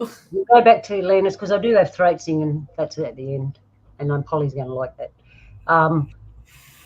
Obviously, we talk about old technology, right? If you believe that we are the smartest. Can we go back to Atlantis for just a second? That's where I'm going. Okay. If you think we're the smartest in technology in this time, you're wrong, because if we go back to Atlantis, they had technology back then, right? They probably had forms of laptops, computers, communication, the whole lot. Buildings that got energy from free energy, all that. We have to assume this. So when that got destroyed, if it got destroyed, or maybe we all got kicked out, who knows? The remnants and memory of all that technology obviously comes cycling back. That's how I see it. So building all them ships and all that's nothing. But everything we got is nothing. It's just a recycling of old technology. To Do you think there's something as that exists that would be like considered a spiritual technology? Oh, definitely. So they must have had all of that, and we've lost most of that now. I think that was the intention of whoever the destructors were. Then that was their intention, to destroy that spiritual technology, but you can't destroy it because it's like not. What would spiritual technology be? What would that, like, how would that work? Like, what is that? Is that a thing that you hold on to? Is it like a physical object that you like use to manipulate energies, or is spiritual technology something that you learn, like a wisdom, or like a, I don't know, like a sixth sense, I guess you could say, but not trying to sound corny about it, like a superpower, but like, you know what I mean? I will call help me, brother Donnie, but I'll tell you it's all of the I was above. just about to say something, but yeah. Now you're talking about spiritual technology, right? Yeah. We use stones and objects to enhance it, not use it like as a tool. You know what I mean? It was to enhance our spirituality. Like, how would you put it? To, like, but what I'm asking is the technology in the rock, or is the technology in the knowledge on how to use the rock? Spirits are in that rock. It's really hard to explain to you, but it's. So I think I understand. I can kind of do it. So communications, all right, the technology of communication. You need an outputter and a receiver. Yeah. Right. So the rock can help magnify your output towards and then the receiver gets it. Yes. See, there's like, you could have one as a healing stone, one as a communication stone, one as a killing stone, so on and so forth. You know what I mean?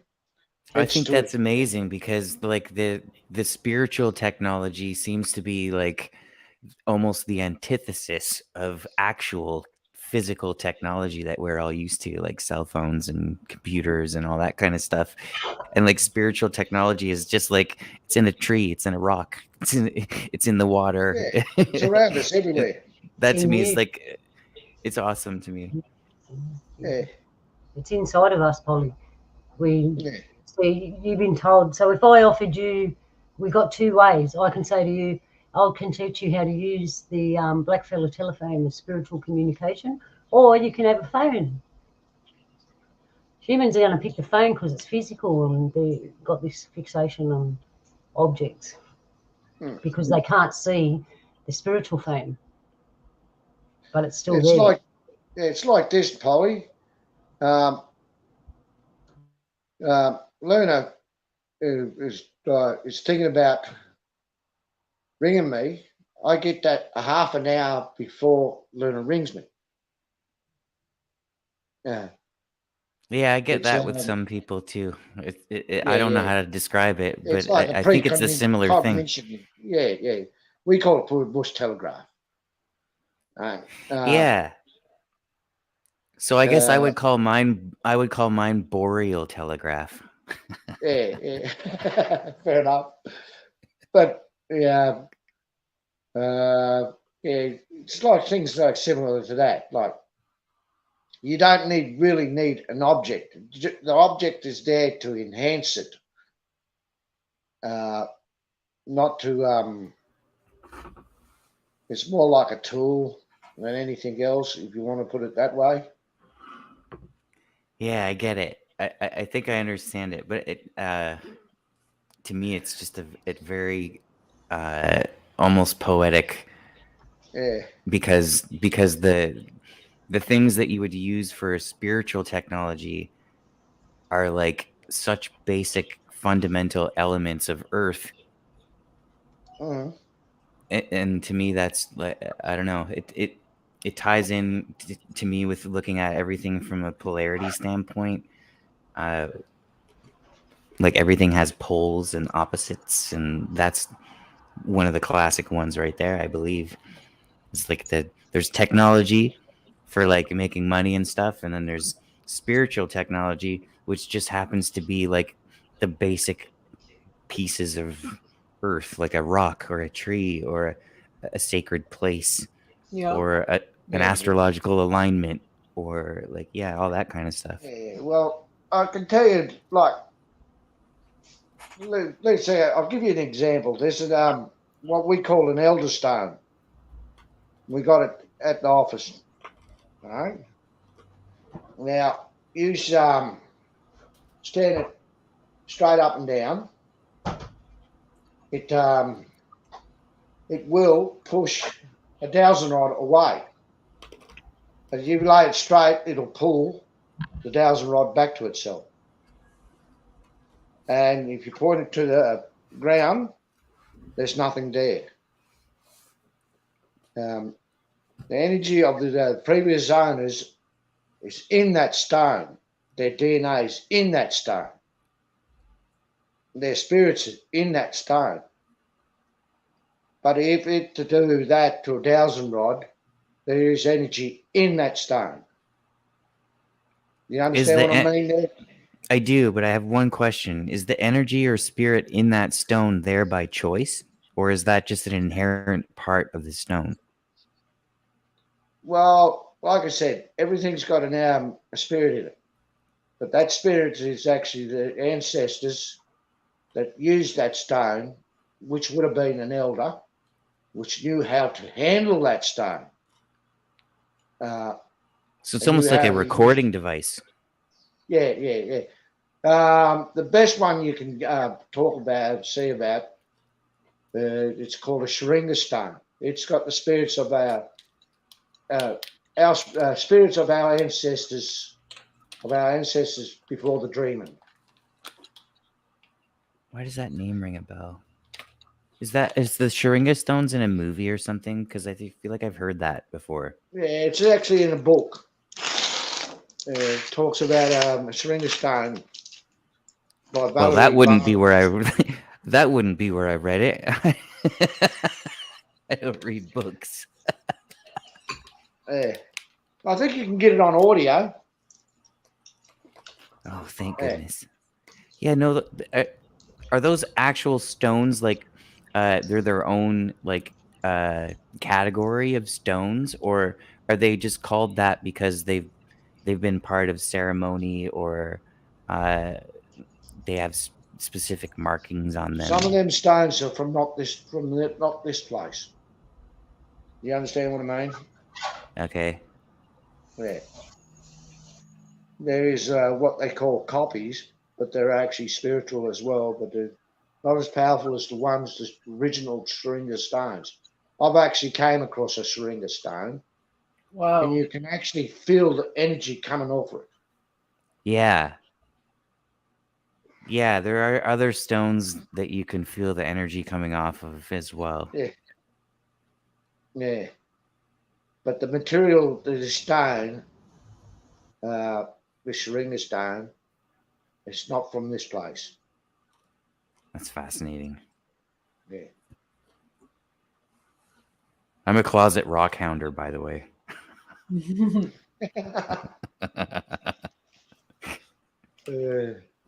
Yeah, so basically you think of the technology and we have the spiritual version of it. And I often think, why are we making all this stuff when people can just learn how to do it? That's where we stand. Like our people, that's how we do it. But everyone's starting to forget because we've got all this stuff. But some of us don't forget. Yeah, that's when I go out looking for old fellas' artifacts. I usually smoke myself because that's not my. It's not mine. It's got whoever made that. The tool maker has got his spirit in that stone to make it into an artifact or a tool. See, I'm a little bit like my uncle. One man, one dog, one man, one horse. No one else should be using it. Because it's your own private tool. Because like earlier on in the show when we're showing you, Donnie made the Coolamon, and the reason why he only made one because the others already had one. He needed one because he needed one, not because he just wanted one. And the way we have things is you get your own personal stuff. Everyone knows that's yours. And the energy, your energy is instilled in that stuff over and over and over again. So no one touches it. And if you do, you're only going to feel that person's energy. They're going to be looking straight at you. Yeah. Makes sense to me. Normal day living is really different. Lots of people touch your stuff, and we go out and touch a lot of things. Like, in the old days, you don't touch what's not yours unless you've got permission. Well, as a musician, I can say that if anybody ever touched my guitar without asking me first, I'd probably be very close to taking their life. Well, that's a good. At least in thoughts. That's exactly the same. Like, yeah. You don't do that. You don't. This is my Coolamon. It's I'm the one who uses it. I'm the one who handles it. I'm the one who stores it. Yeah. And I can also speak the same sort of vibe from a chef's perspective, because if anybody touched my knives, I'd be like, what are you doing? Yeah. You can't just grab my knife and start using it without even asking. Likely, if you ask first, I probably would say yes. Yes, that's right. But I mean, you can't just pick it up and do that. You can't something so close to you, as a chef or as a musician or as a shaman, or you can't just pick up stuff and use them without permission. I'll give you a bit of an example on how you'd use that energy, Polly. So we'll use the guitar as a beautiful example, because a person who owns a guitar, their energy goes in it over and over and over again, and the energy that they put in it is from their very essence, right? So say that guitar player has a friend that is just starting out and they're going to do a gig, and they say to that young person, tonight you can use my guitar, right, in your show. And it's kind of like good luck, right? And the reason why is the guitar players put all that energy into it. So when that young person gets up on stage and plays it, they're actually standing there helping that young person to bring the best out of them by what's instilled in the guitar, not just the guitar itself, but the musician who instilled that passion and energy in. The young person would feel it, and it would help them to bring theirs out. So that's an example of how you'd use it in a positive manner. Yeah. You know what I'm saying? Yeah, that totally makes sense. Yeah. Although I will say that as a guitarist, that I probably wouldn't trust my guitar in the hands of a newbie. Well, that's the other, especially if it was for their first show. I would maybe get a replica of my guitar and maybe lie and say that it was mine. The energy's not there. You got the device without the energy to plug it in. It would be a placebo guitar. Yes, exactly. But anyway, that was just a kind of example to let you know how it works. So if someone gives you a rock with spiritual knowledge, that's what they're doing. Okay, I've was given this rock for spiritual knowledge. It's been instilled time and time again with all these different knowledges. Now it's in your hands, and that's what's going to happen. you're going to hear the knowledge that's recorded in it, and then it will record yours, and then the next person gets it. Yeah, that's what I was going to say to Polly. Some of these are actually like a computer, like a USB. Yeah, it stores information.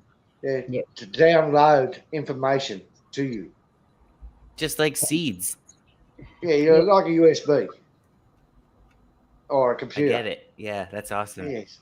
And same for singing and sounds, right? Vibrations. They talk about rocks that have vibrations, or you go somewhere and you play certain vibration, or you'll hear certain ancient songs. It's the same thing. The message is in there, and it goes in your ear and unlocks all the knowledge or deposits knowledge, whatever you're listening to. Like the throat singing that I'm going to throw up in a minute. Yeah. So that's spiritual technology. There's many levels to it, and we've got to be careful what we say because we don't want to give anything away that we shouldn't be for people that aren't ready. Well, you know what? Also, too, it would segue really well into throat singing because I think that could be a form of spiritual technology. That's why I brought it up. So, okay, I'll just play around with technology here. It's also the real reason why I called in, because I wanted to hear the throat singing and I wanted to talk about it. Because I don't know anybody else that knows about throat singing. All right. Oh, yeah. Yeah, I know these people. You've probably heard this already. Yep, it's amazing. All right, here we go. Have a listen. It only goes for a few minutes. Yeah, it only goes for a few minutes. Enjoy, and I hope it's not boring for you. But listen about what we just said about spiritual technology, and listen to these songs. You never know what might happen.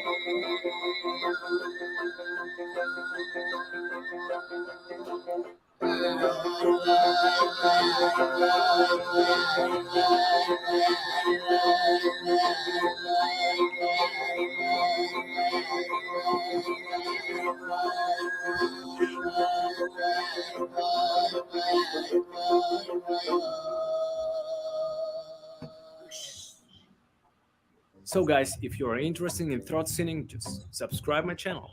And if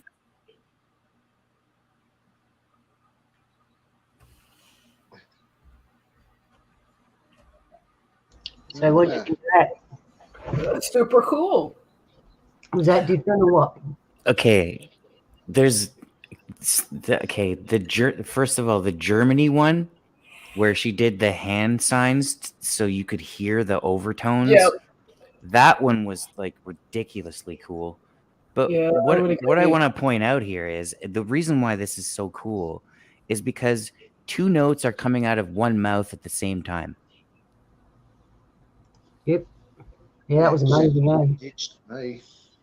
And like I've tried to do this. I don't know how throat singing is achieved, but I remember as a kid when I was supposed to be going to sleep, and I'm talking about like really early, like toddler age, I would make this noise with my throat, but it wouldn't be like singing. It would be like restricting the air through my throat. I could make the noise right now. It's like, it sounds like this. And you can do it for a really long time because it's not a lot of air coming out of your throat. So I'm wondering if that's how they do it.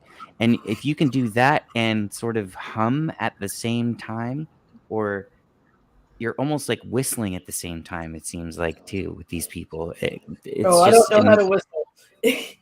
It's like they have two brains. I don't know how they're doing it, but I mean, I know it's clearly possible, and it's probably takes like a lifetime of practice just to get that.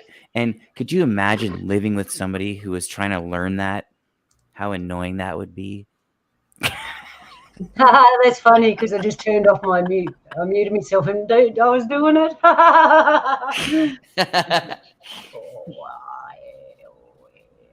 Yeah, exactly. Yeah, so it's not like you're yelling like a normal sing.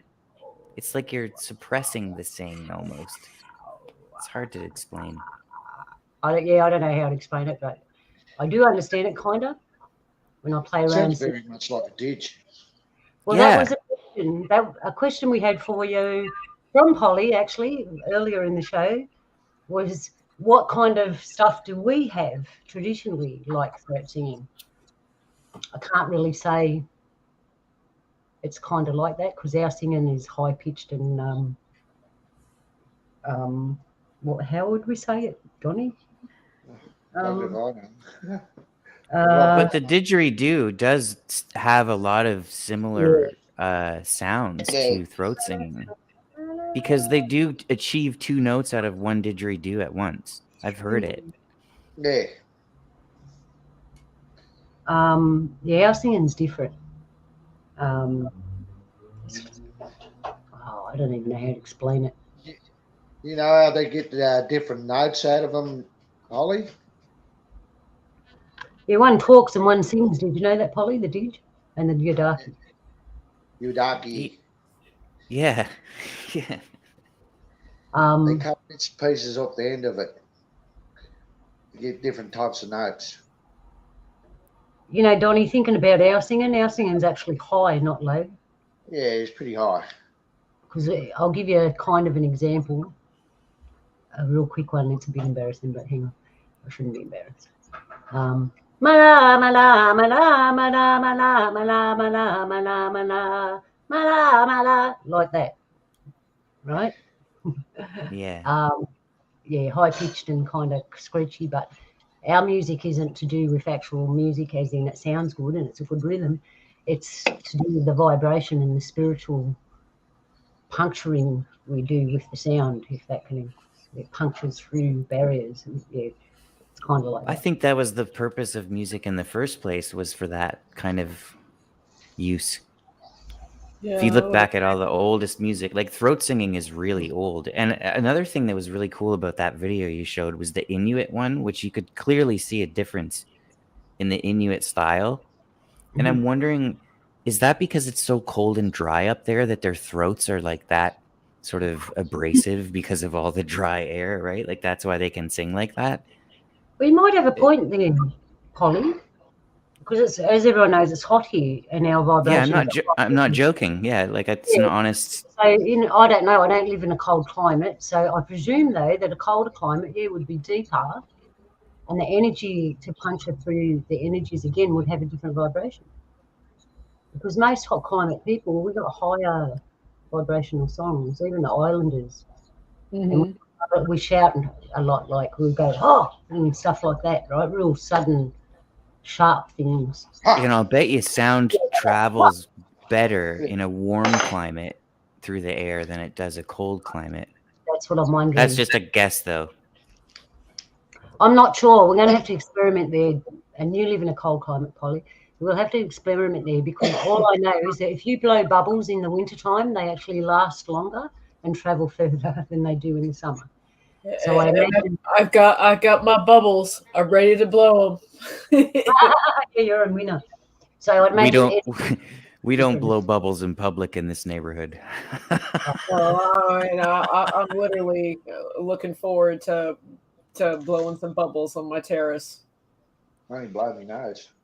And our clapsticks even are sharp sounds, and the Native Americans have a drumming, deep sound drum. That's something definitely to look into. And there is stuff there. And like if you think about the Mongolian throat singing, where they do a lot of the same, they have similar, like Mongolians always use the same harmonies. Mm-hmm. They're like thirds or fifths or something like that. And you would imagine, like, if you had to communicate across a very large, vast distance, that having two frequencies would be better than just one to get your message all the way across that distance. So if that makes any sense. Yeah, Donnie, the Woomera for messaging. Men use a certain tool for communication, and even that has a kind of high pitch, doesn't it, Donnie? Yeah, bull roarer you're talking about.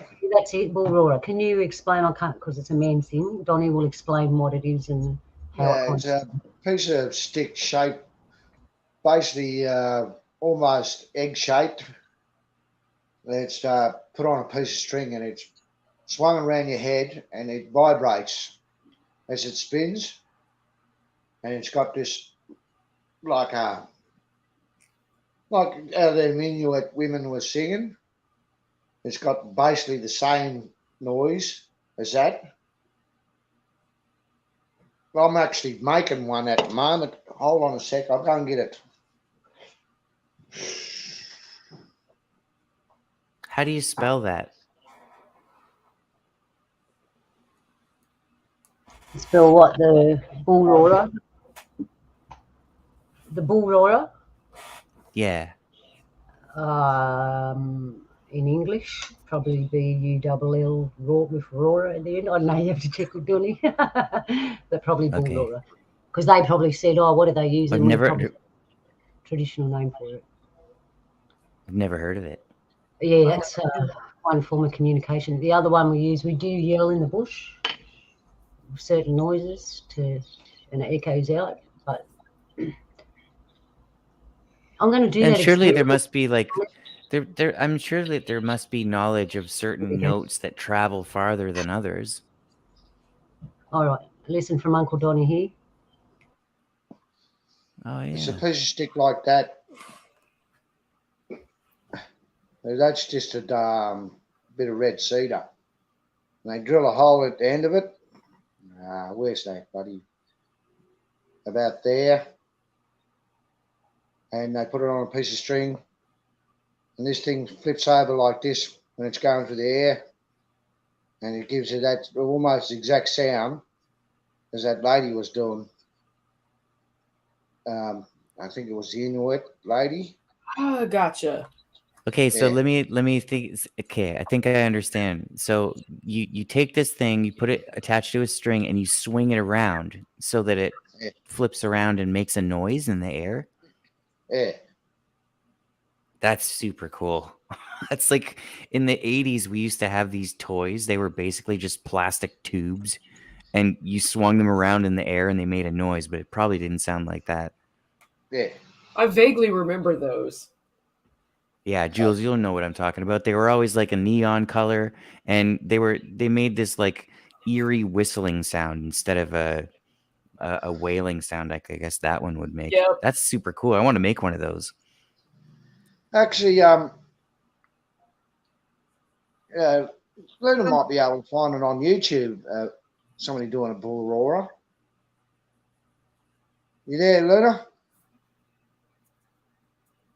No, she's not there. Yeah, I'm here. Sorry. We've got stuff happening in the kitchen. Bad me. Anyway, sorry. What was that? What'd you ask me? You might be able to find something on YouTube. Somebody using a bull roarer. Oh, okay. You want me to do the technology thing? Hang on a second. Hey.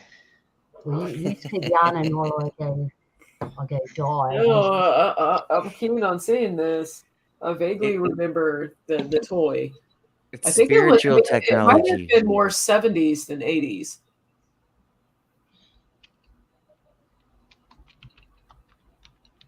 I want to make one. We had some killer toys back in the day. So you know what? When the police knock on my door, I could just swing that thing around on the other side of the door, and they'll go away. They'll probably end up shooting you, Polly.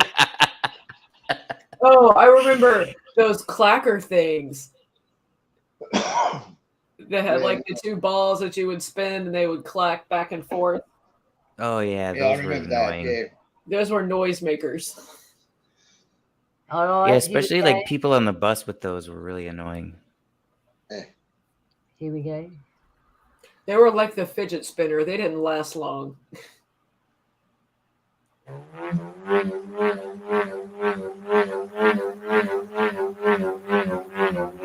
Okay, that's awesome. Yeah.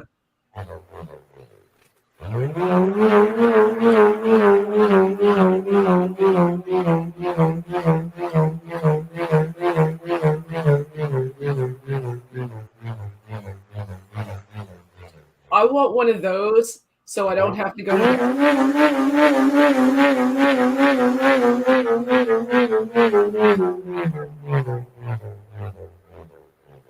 At different speeds, you can actually send a message.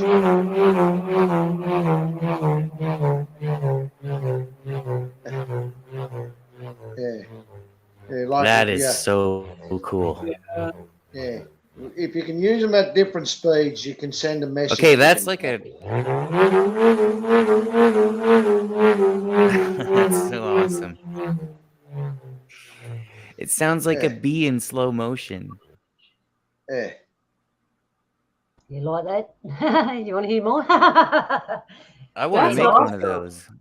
Donning's right that you can send messages high and low with that. I want to see what it sounds like when you have two of them at once. And you could, if you had two at once and you did them at alternating oscillations, you could really get good at that. Yeah.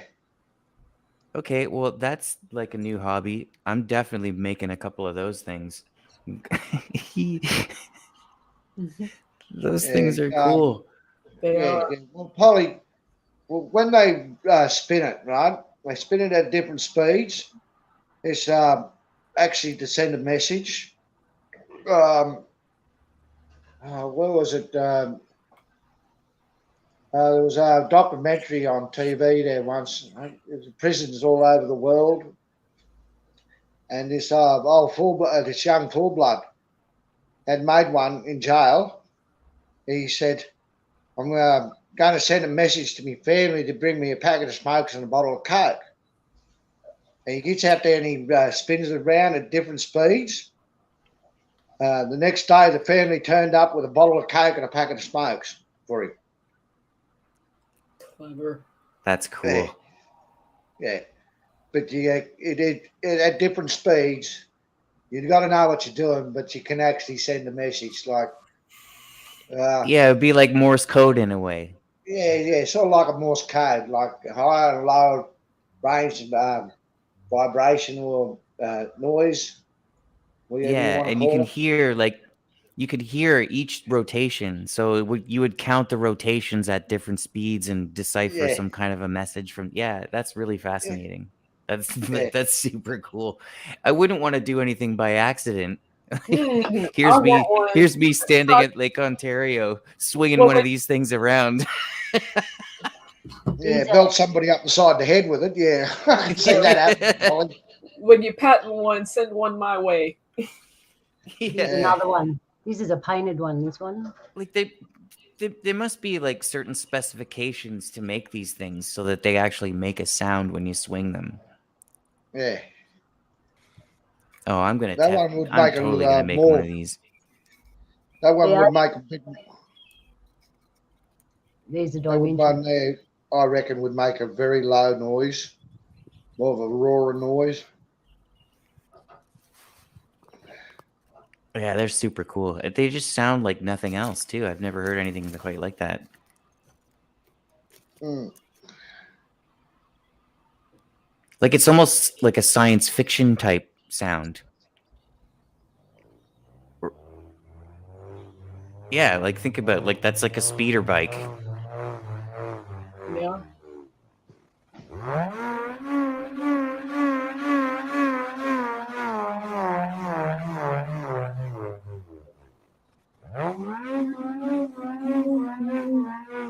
Or Satan speaking.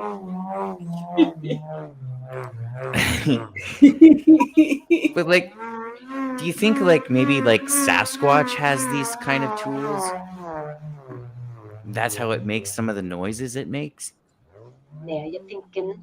Now you're thinking, Polly. I Like heard a that's UFO. pretty There were strange insane. lights. No, it was a fact. There was Bigfoot walking through you.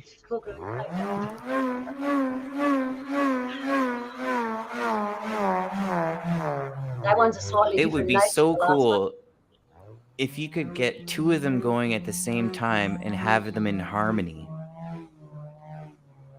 Which I'll bet you there's a way to do. It's probably got something to do with the length of the rope or the size of the wood. Play both clips. I'll bet you there's some real math in there. It just looks like fun, eh? Yeah, It does. You send the kid out with a bit of wood and a string, and he's sitting there for hours. I would literally do that for hours. Yeah. That was kind of a joy for us. And whenever someone would talk to me, I would just spin it faster and louder so I couldn't hear them. So what he doesn't realise is that he just called a whole heap of hairy men and they're on their way.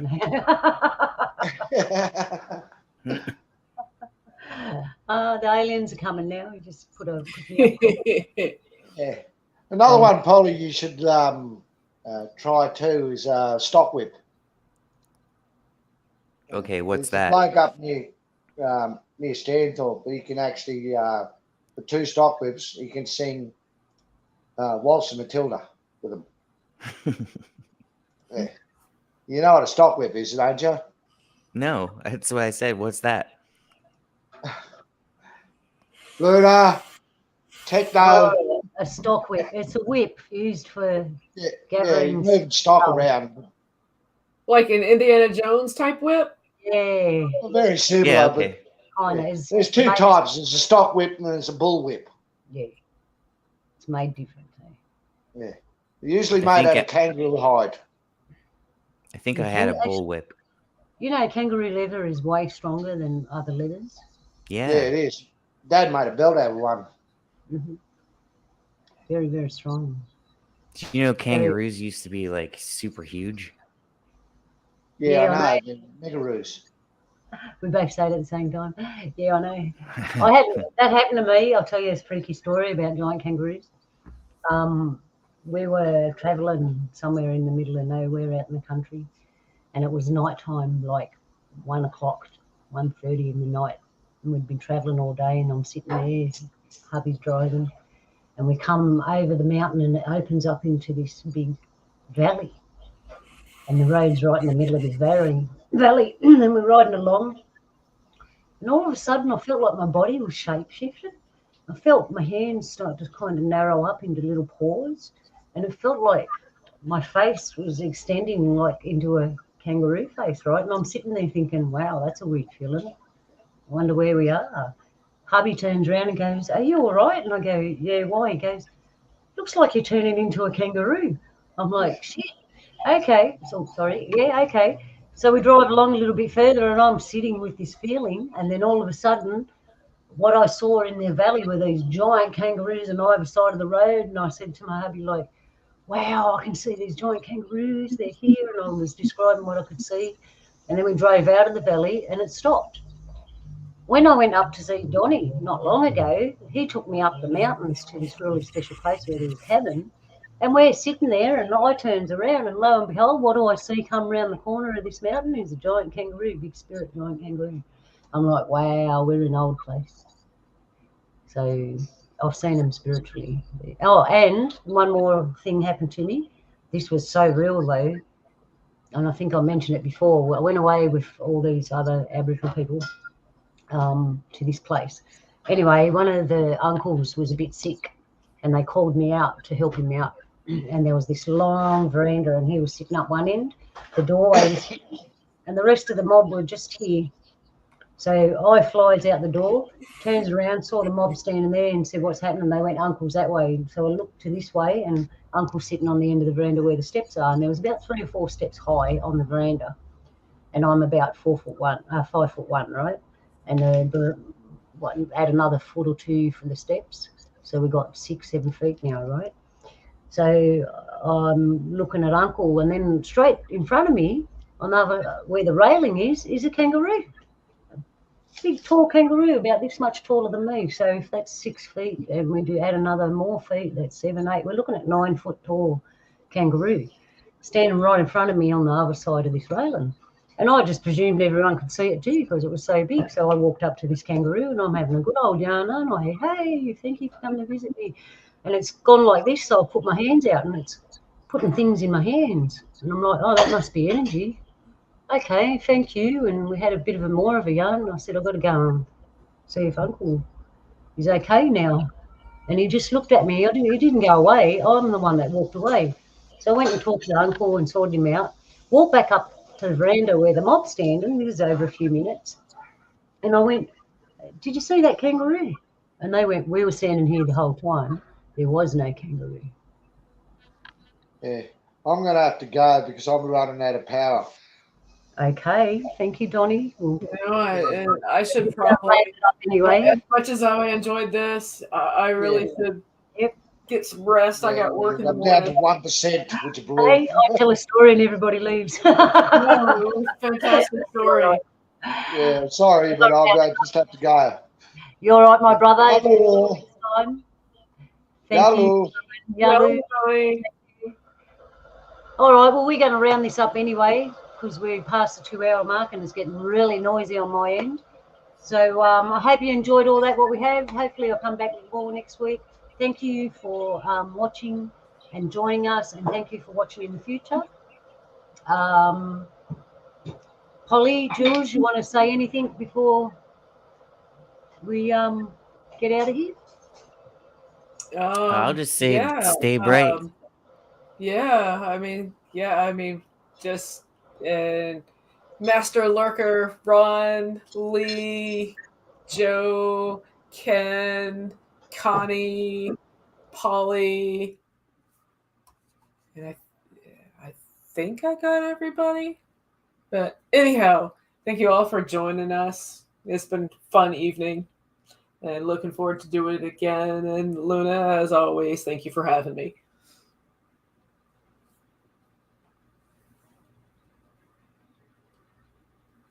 Sorry.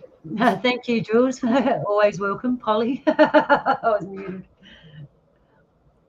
Thanks for having me on, and stay bright, and always look forwards, not backwards. Hey, like the emu. All right then, everybody. Hope you enjoyed it. Love to you on this day. Remember, Creator loves you. Love yourself, so you can love others properly. What else? That's it. Crazy world we're living in. We'll hopefully can bring some more crazy stuff next week. And we're out of here. Love yous. Bye. Thank you, Creator, for doing this. Bye.